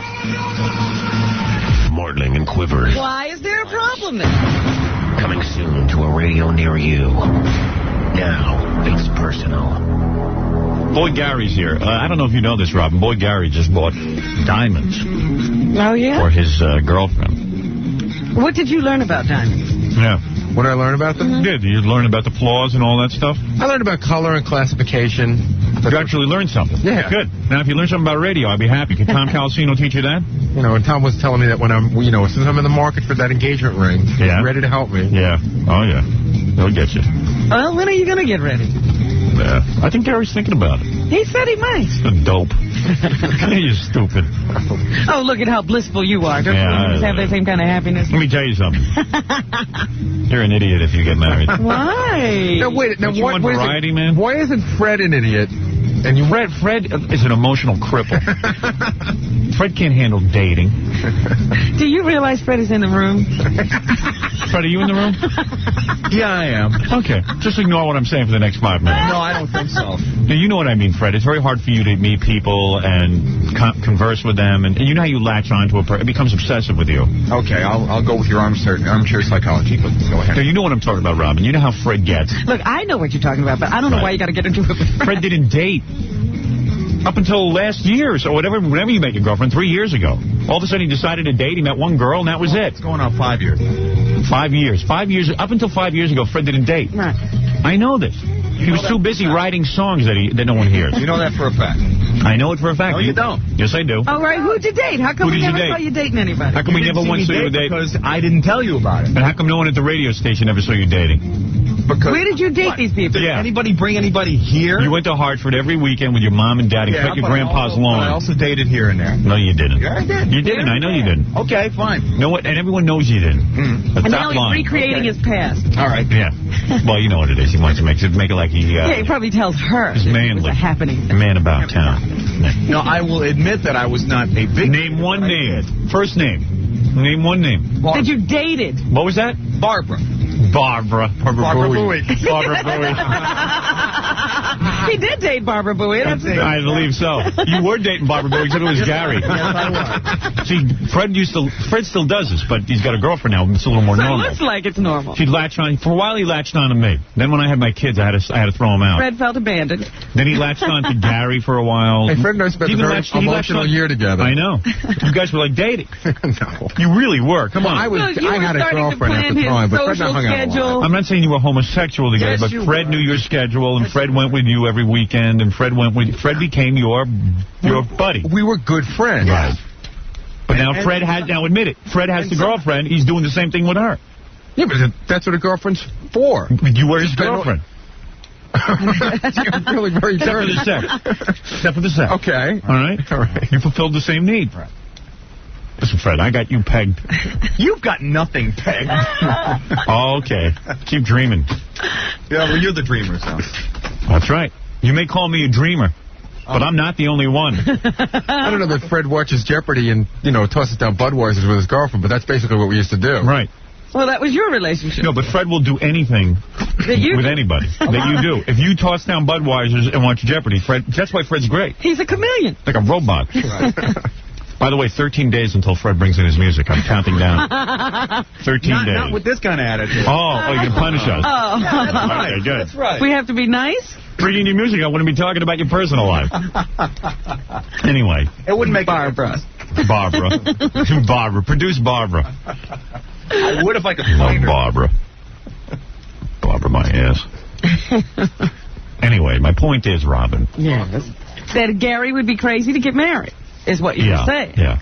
Fred has to get married because if his girlfriend tells him to, he will. Oh, is that He'll right? do whatever she says. Is that right?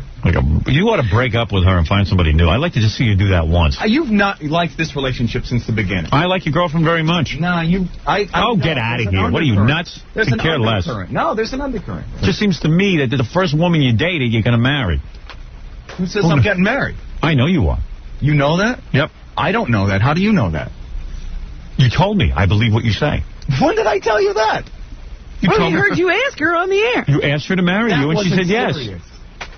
Well, technically... Oh, so you lied. For the record, we are not engaged.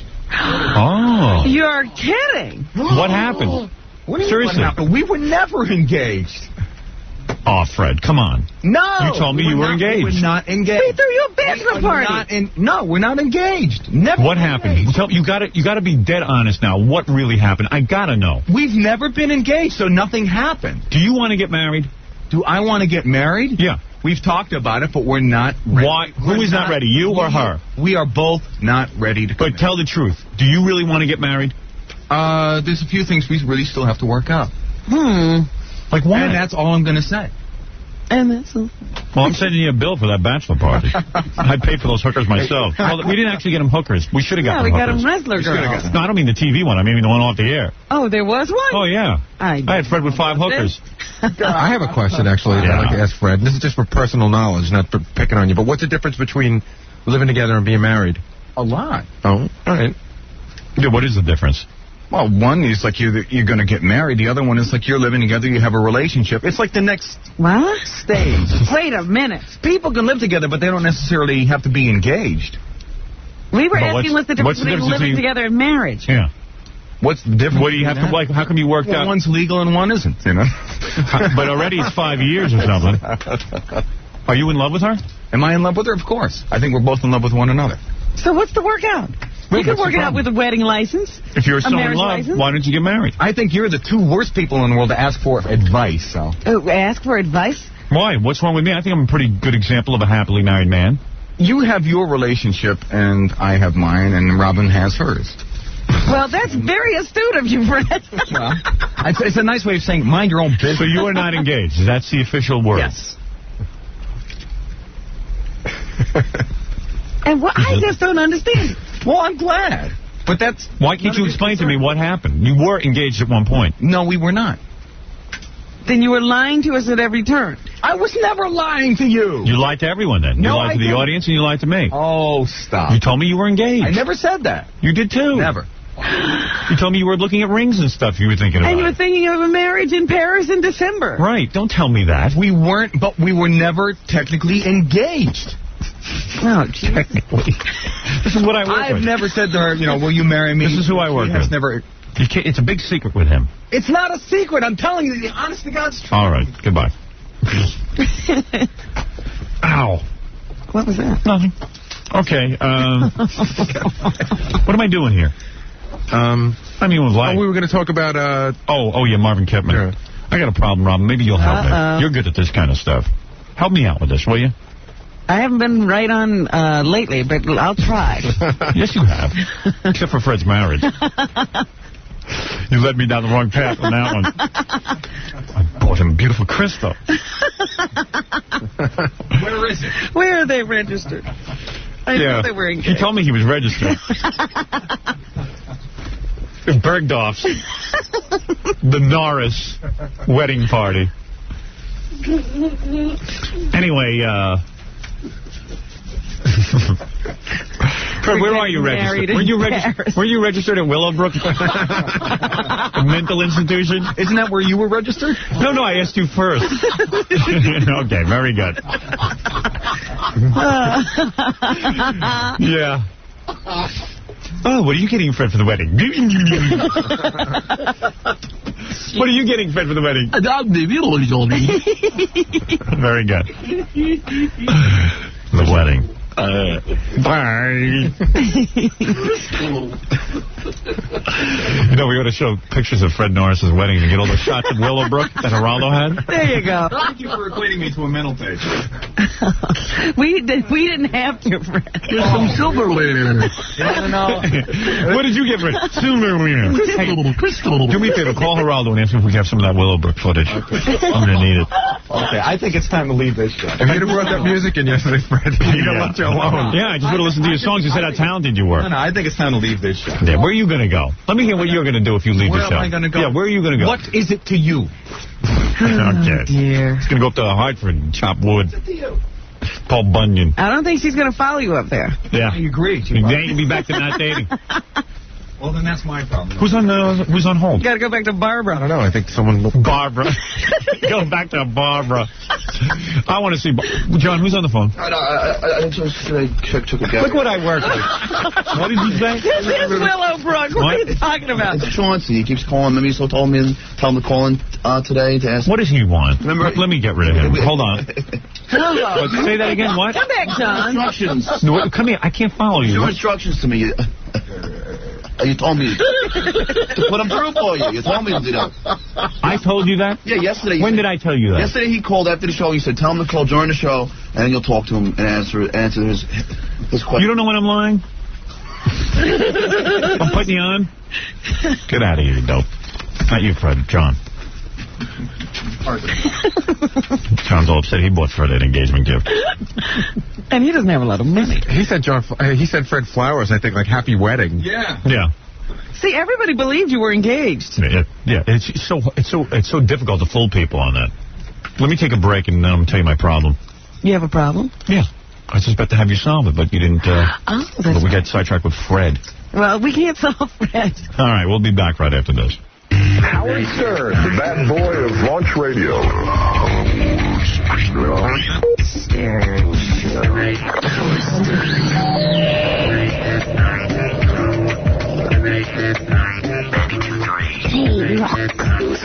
K-Rock.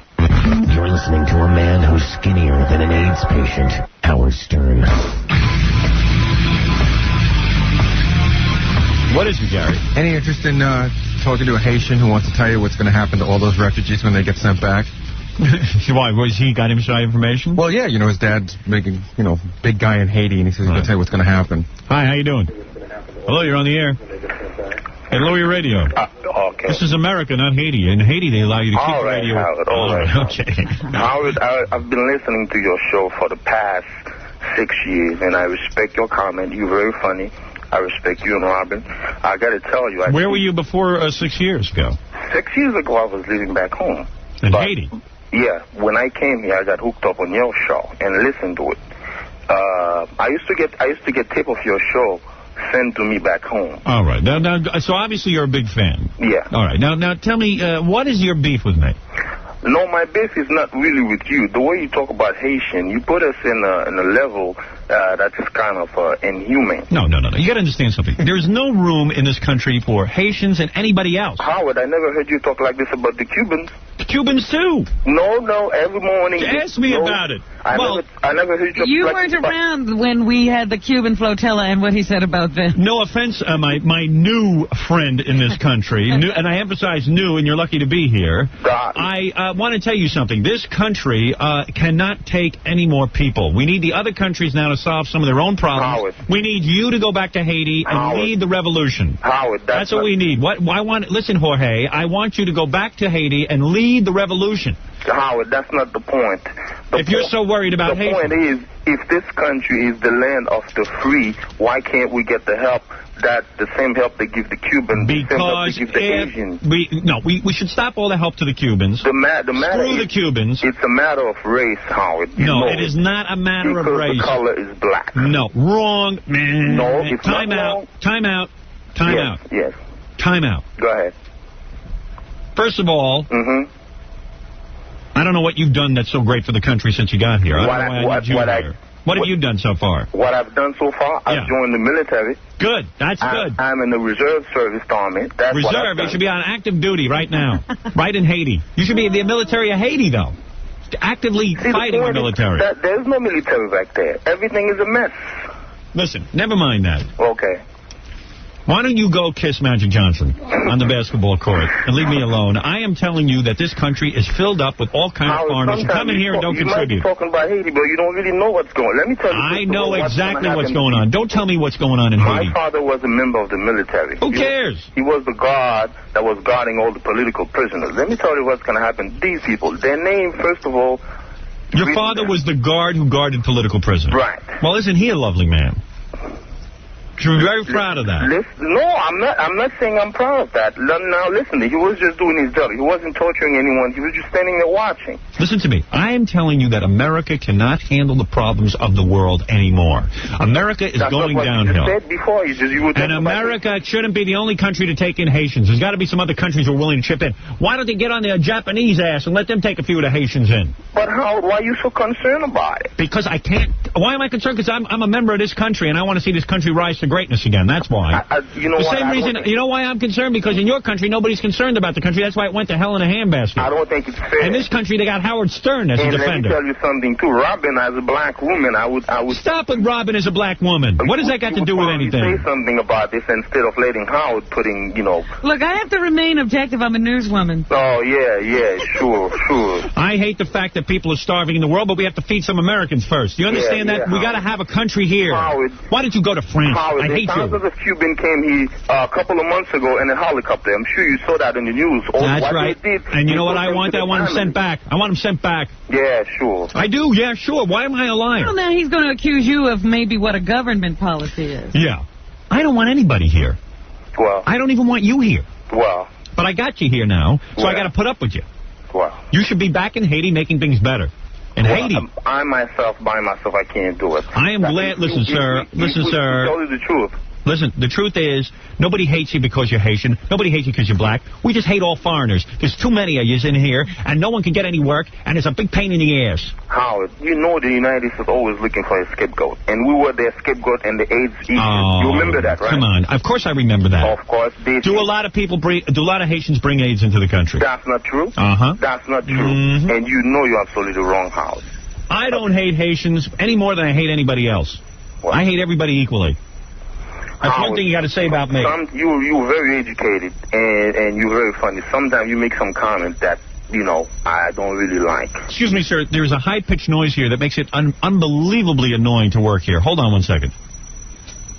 I got to figure out how to hit this off here. Let's see. Stop. Stop. Thank you. Unbelievable. Have you ever heard of radio stations? Even in Haiti, they don't have radio stations like that. Listen, I don't hate anybody. I am telling you that I cannot see this country to keep filling up with people who can't speak the language, who can't assimilate, who bring the customs of voodoo. That's not true, Howard. Come on. Come on, Howard. Santeria. Howard, all of that who bring the customs into this country. Excuses. And I am telling you, all people of foreign nature cannot be brought into this country anymore. We can't absorb it. We can't absorb all of these people. But you know what the United States wants, Howard? There's a land in Haiti they would like to make a military base over there. Right. And we don't want the American military base over there. That's the whole problem. If you would have... Sir, let me tell you something. The problem is this. There are so many countries in the world that do not take anybody, and we are forced to take everyone. And you see what's going on in this country. The country's declining. We got a lot of losers that are Americans we got to straighten out, let alone Haitians. What? That's the Haitian fault. The country's declining. Nobody's fault. But what are we going to do? We're going to let more losers in? Or is it President Bush is as a loser? And the president's name is Bush, not Bush. Well, whatever his name is. Whatever his name is. That's good for you. That's what got your country in trouble. Hey, man, who is the president? We don't know. Okay, let him be president. Howard, listen to me. You see what you're doing with the USS now, Russia? You're kissing their butt now. The United States is kissing their butt trying, to get a military base over there. All right, look, this is two retards discussing politics. I got to go. All right, I'm out of it. We're kissing the butts of Russians. All right. Robin is out of everything. Robin never speaks on Look, I just present the news. Howard reacts. Haven't you figured that out yet? Yeah, so get with the show. In Haiti, they have a Howard and Robin, but Robin reacts over in Haiti, not here. All right, very good. Yes, Mr. Stern, thank you for your time, sir. And thank you, sir. And you know what? Be happy you're here, and it's enough already with everybody. If you just start thinking of America now, if America's your new home, think about America first. America first. All right, you Dinkleberry. So we'll be back right after these words.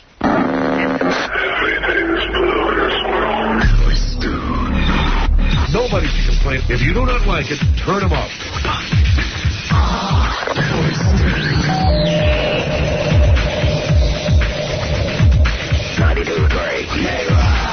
K-Rock. Bonnie Chung and Emery King. Two TV news people at their best. Good morning. President Reagan is thinking about changing his itinerary for his trip to Asia next month, and that might include cancellation of his visit to the Philippines. Emery King is at the White House this morning. Emery, has the White House more or less set the stage to scrap the trip? Hey, how do I know, Connie? Okay. Oh, my God. I'm very sorry, Connie. Good morning. The White House has obviously kept a very close eye on the situation in the Philippines. This is the Howard Stern Show. Hold it. Gary says hold the presses. Major celebrity on the phone. Really? A call from out of the clear blue sky, one of the biggest. Really? Who? Well, do you want us to guess? You put down the button and guess. Oh, all right. Hold on. Major celebrity. Yep. Gary's out of breath. I am. Gary's beside himself. I had nothing to do with it. I answered the phone. Just because he digs us? Just because he digs us. Well, let's just see. Now, wait, we're going to try and guess who you are. Don't give us any hints. Yeah, come on, let's have some fun. It's Sylvester Stallone! Oh, is it? All right. Yeah. Wait.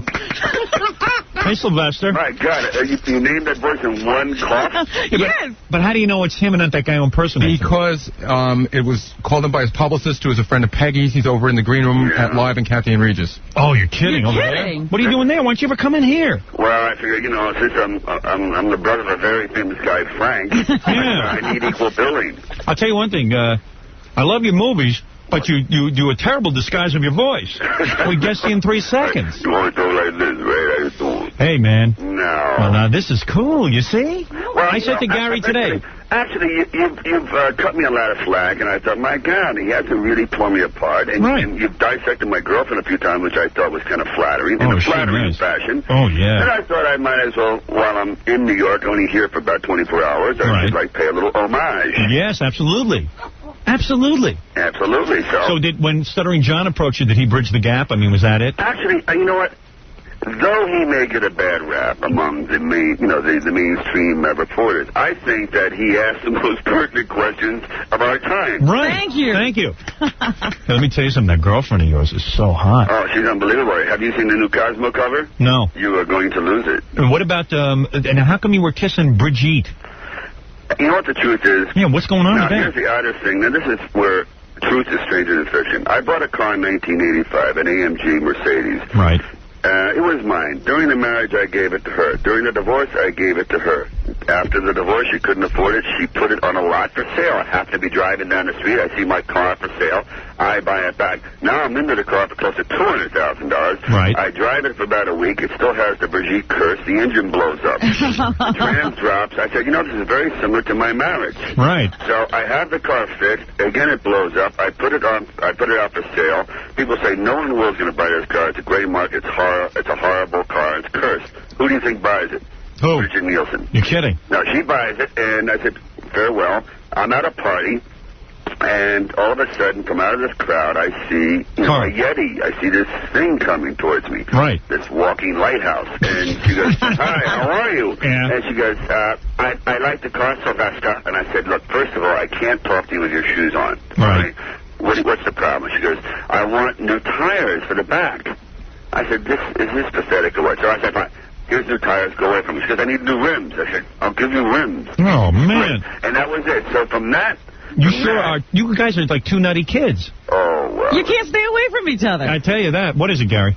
Well, Sylvester's mom is booked to do the show next week. Yeah. And when you talk to the publicist, say, what do they want to talk about, and she wants to come up to announce that she's made friends with Brigitte again. Yeah, I know. That's her big thing. That rivals the tumbling of the Berlin Wall. Your mom is so... Seriously. Your mom is so wild that, she's really out of control. When she came in here the last time, we had this guy on who does an impersonation of you. Yeah. And she's talking to him, doesn't know it's an impersonator. I said, but it's her own son, Well, I had someone pretend that it was me for like years. My brother, she thinks my brother is me. I know. Well, she's always trying to present to me that your brother's a bigger star and is a star in his own right. I said, look, don't hand me any bull. Sylvester is the reason, let's face it. My brother is number one in Nova Scotia. Yeah, exactly. He's good in everything. I love him. But, he's not you. What a life you're having. Do you believe it, man? Do you believe the life? Do you believe? My brother actually has a terrible road to hoe. It's a tough one. Let me tell you something. The worst thing in the world, I think, is to be your brother. On the one hand, if you gave me a bunch of money, that would be cool. Right. But you don't give your brother a bunch of money. Or do you? Well, isn't Confederate money worth anything anymore? But I'm saying, if my brother said to me, hey, listen, I've made $100 million. I'm going to give you $10 million. Go live a nice life and don't bother me. Or give you a job in his organization and make you a big shot. Yeah, make me a big shot. I guess I could live with the humiliation of it being my brother. Well, I think, the truth is, with my brother's nature, there's no way that he, even with the money, that would not supplant the fact that he has to go out and find his own niche in his business. And that is a big, big problem, because anyone who has an overdeveloped sense of pride like he does, which is healthy, he's got to like make himself at least stand on his own 2 feet, and that's what's real tough for him, because if his name had been Blinskgrag or Farquaad, he would have gone further. The Stallone thing is kind of like an anchor around. Oh, man, I would think the worst thing in the world would be, at least thank God in my family, I'm the biggest thing happening. Everybody I think looks there's up to only me. one thing worse. If Frank was the big star and he was the younger brother. Yeah, that's awful when your younger brother eclipses you. Oh, that's the worst. How do you think Eric Roberts feels about Julia making it? It's horrible. It's the worst thing in the world. It's horrible, because Eric's a great actor, and he says, what happened? All of a sudden, I went from here to there. Are you not going to marry her, though, are you? Well, let's put it this way. I respect her too much to marry her. Right. I think that she doesn't deserve that in her life. Now, you and Sam Kinison still tight? I do. I like Sam, but, the only time we ever see each other is when we pass each other in the Trancas Market. So it isn't as though we become, we are like bosom buddies, but we never see the bosom. We're just not that close all the time because he's on the road constantly. So what do you do all day? What are you doing? You hanging out a lot? Actually, believe it or not, I've become rather pedestrian with golf. Oh, really? Yeah. You're into that, huh? I finally found a sport where I hit the ball and it doesn't come back to me. I wouldn't even buy. You know what? And let me tell you something. I'm going to give you some career advice. Yes. Just do action films. I love action films. No, you're right. Stop with all the other nonsense and wanting to be a comedian and all that stuff. Well, he's got another comedy coming out. Yeah, okay. I know you. When is that coming out? That's about a week. Is that what you're promoting? No, not with you. Did I bring it up? No, but I mean, I want to make sure I promote the. I talk to you. I'm not plugging anything. I'm not selling snake oil. Would you box Geraldo on my TV show? With one hand. With one hand. But you know what I'm saying? Listen, let me tell you something. God bless Rambo. Mm-hmm. You take this Rambo, give me one of those every week, and I'll be in the theater. There is nothing wrong. All you action guys want to always branch out. I had Chuck Norris on my show, right? And right away he's giving me, I got to branch out. I said, come here, just Chuck, come over, come close. I said, Chuck, come over here. I'm going to bitch slap you because you're not using your brains. And then you know what he's doing now? He's putting out a movie called Sidekick. He listened to me. I am telling you, I would make action films all day and night. There is nothing more bloody, the more violent, the more gore, the more banging girls. And when you were in Rambo and you were in the jungles of Vietnam, with that Chinese broad. Yes, indeed. And her top is ripping, because I know as soon as guys are in jungles with broads, their tops are coming off and they're ripping. Yes, modus operandi. Let me tell you something. When that was happening, there's no greater high for me. There's no greater high. Nor me. But Rambo never really got the girl. It doesn't matter, as long as her top gets ripped. Who cares if Rambo's getting her? I'm getting her.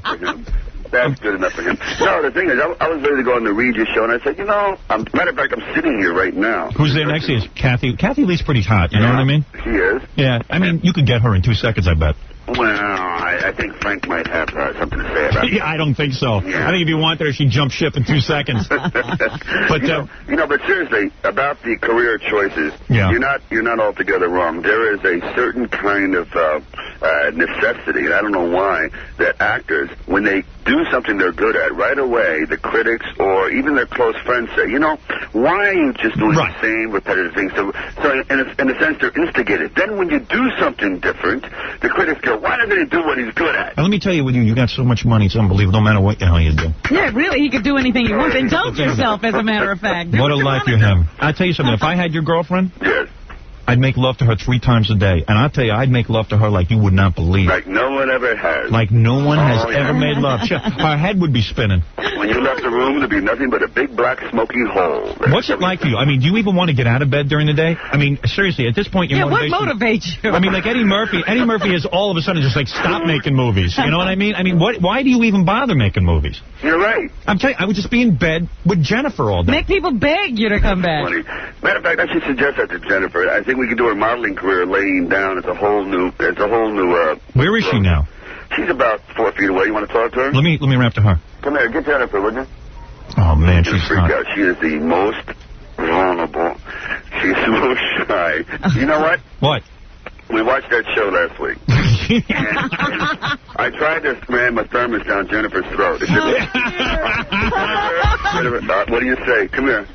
Be gentle, Howard. Here she is. I will. Hi, Howard. Oh, hi. Hi. Oh, you are perfect. Thank you. You're better than Joe Piscopo's. You're better than Joe Piscopo's girlfriend. Well, I just did a Miller Beer with her the other day. You're kidding. What did you do? We're shooting a Miller Beer commercial together. Can I come see it? Yeah. Well, actually, it's over, but you'll see it on TV. Were you going to be doing some modeling around here in New York? No, actually, I'm just here with Sly. Is there any way I could come to one of your sessions and watch you model? I'll just sit in the corner and look at you. That's okay. I swear, if I was your boyfriend, I mean, I know it's cool that you're Sylvester Stallone's girlfriend, but if I was your boyfriend, if you and him ever break up, right? I'm married, Howard. Yeah, no, I'm not. My wife has cancer. Oh, jeez. Let me tell you something. She's not going to. I like married men. I love them. Just a quick affair. Hey, let me tell you something. Okay, tell me what. Hey, when you were on the set of that beer commercial, was Joe Piscopo there every second, like keeping his eye on his girlfriend? No, actually, he was out of town. Oh, unbelievable. For like the first time they've been apart. Do you walk up to her and say, hey, you have Joe Piscopo and you have friggin' Joe Piscopo and I have Sly Stallone? Do you guys ever do that? You did, How did that happen anyway? Yeah, right. How did you get the lottery? Yeah, how did you get Sylvester? I met him when I was 19 at a restaurant. Oh, no kidding. Yeah. Were you babysitting or something? No, he was my second boyfriend, and I'd never been into Hollywood, and I went there with my girlfriend. So you were a virgin when you met Sly? What? You were a virgin when you met Sly? No, I had another boy, my high school sweetheart. You had one guy before Sly? A high school sweetheart. Oh, man. Oh, man. That's a virgin to me. I believe he's a virgin to Stallone, too. I know. So where do you meet him? At a restaurant? Yeah, we met at a restaurant. So you're sitting there, and what are you wearing, the miniest of skirts? No, I come from the Valley. Yes, I was wearing a miniskirt, so I looked like a Valley. So like he's licking his chops, looking you over. Did he approach you? Actually, when I was having, I met him for dinner. Somebody was going to introduce us, so we met at Nikki Blair's, and there was about, 18 girls at the table and him. Wow. So I was a little intimidated. So then all of a sudden he starts talking to you. There was actually 2 rows of girls at his table. Wow, and I bet. A row and then another row back of the row. And that turned you on even more because you're saying, hey, if he's so desirable. No, I was scared of him, I think. And then he asked you out on a date? Yeah, then he asked me to come dancing with him. And what'd you wear on the date? Well, no, I had brought my girlfriend because I was scared. Oh, same night? Yeah. But what did you wear on the date? A mini skirt. And what, like no bra? Of course not. I always wear a bra. You do? Yes. Oh, man. Are you crazy? So you went out dancing? That would kill me. So did he went dancing? Yeah, he went dancing. Does he dance? He was in a limo with about 6 girls, and I followed him. Does he? In my car. Does he dance like a white man? What? Does he dance like a white man? Actually, he dances really well. So then all of a sudden... He doesn't dance in public. And when you wear those tight miniskirts, you guys don't wear any underwear under there, do you? Of course I do. You do not? No way. Yes. So then all of a sudden you go back to Sly's house after you go dancing? No. I went home. I stole with my mother, Howard. And then he... She would have killed him. And then you, what, he calls the next day and you go out with him? And then you guys went into bed together, I bet. No. The second date. No, my second date I brought my girlfriend again because I was scared to go out But just imagine telling your mom, hi, Mom. My mom freaked out. After we've been dating for about a month, he asked me to go to Hawaii with him, and she wouldn't let me go unless she had a serious talk with him. And then she had to call him every day in Hawaii to check up on me. So that's where you guys made love the first time, in Hawaii? Yeah. Really? Oh, man. Oh, I'd love to take you to Hawaii. Oh, you. He's never even been to Hawaii with his wife. And so I don't want to take my wife to Hawaii. Hey, Sly's a painter, right? Has he ever painted you in the nude? No, you should see his art. Really? Yeah, actually, he's used it. He's retarded over here. What? What? He started getting dressed. What? Did she say he was retarded? Did you say Sly's retarded? I didn't know Sly was retarded. That's something that you should keep secret. Yeah, don't let that get out to the public. What do you mean Sly's retarded? Everyone's always saying how smart he is. No, he's very intelligent. And then, yeah, like he spends a lot of time talking. No, actually he does. Really? I've learned so much from him. And you really like his mind also? What? I can't believe it. And then when you went to Hawaii, what'd you wear, like a thong on the beach? No. Come on, I was 19. I was scared to death. You didn't wear a thong? No. What'd you wear, a bikini? Yes. And then you're running around, and then Sly and you check into this room, and you guys had never made love before? Right. And you check into the room. Aren't you nervous, like the first time? I was scared to death. Was Sly gentle? Yes. I would have been so rough. I can't believe I'm talking about Oh, man. Someone to talk to. And then did you guys go to a nude beach? No. I'm freaking out here. Bye. Bye.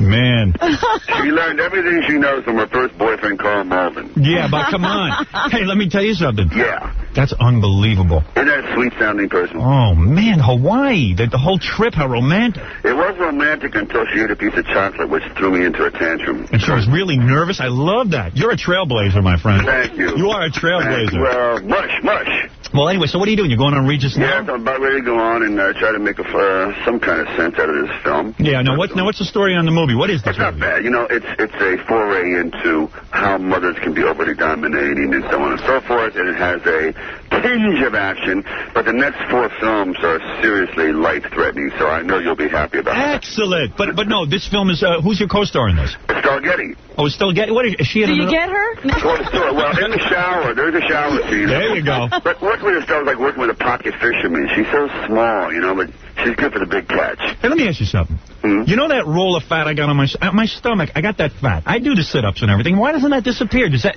I have to get like a tummy tuck? No. But the thing is, A, you have to have a trainer, and B, you have to go on a high-protein diet. And that'll make you a little, believe it or not, Robin, it's going to make you more hyper, so I don't know if you want that. Yeah, that's just what I need. Don't bother, Howard. I like you with that roll of fat. So, Sly, you watch the TV show? Yeah, I do. Now, are you really serious about wanting out of that, or is that just merely... I want out of it. I want out of it. We want your life. Yeah, as a matter of fact, I was offered my first... Hey, by the way, this is a good time to make this announcement. I was offered my first starring movie... my first starring role in a movie other than something I've written. Yeah? Yeah, I mean a whole starring role. But I can't how am I going to get out of here? Yeah, it is rough. I got to do it. Sabbatical now and then. It's a good role? It's a real good role, yeah. Yeah? Yeah. I play a rock star. Really? Yeah. Hey, Robin, can't you pitch it for like a week or two? Well, I would, but nobody's going to let me do that. And how hard is it to memorize all those lines? You have to memorize everything? No, with you, actually, what you're doing is you'll paraphrase anyway, because what I do when I write dialogue for, like, Burt Young or Talia Shire, you just give them a format, and then their own cadence takes over. So you can't really write for someone specifically. Yeah, I want to do that. That's exactly what's going to happen. That's what I want to do. I want to riff a little bit. You know what I mean? Exactly. Yeah. Oh, I like that. Well, anyway, I'm going to have to do this show, and it's been fantastic talking to you. All right, I'm so glad you called in. Yeah, my pleasure. All right, thanks a lot, Sylvester. All right, buddy. Sylvester Stallone, everyone, with a new movie. Oh, man, that girlfriend is hot. Nice little minx. 19 years old. Imagine that, boy. I can't even remember what 19 looks like. Just imagine your boyfriend being sliced alone at 19. You're saying that to yourself? Or yeah, I'm imagining okay, all right.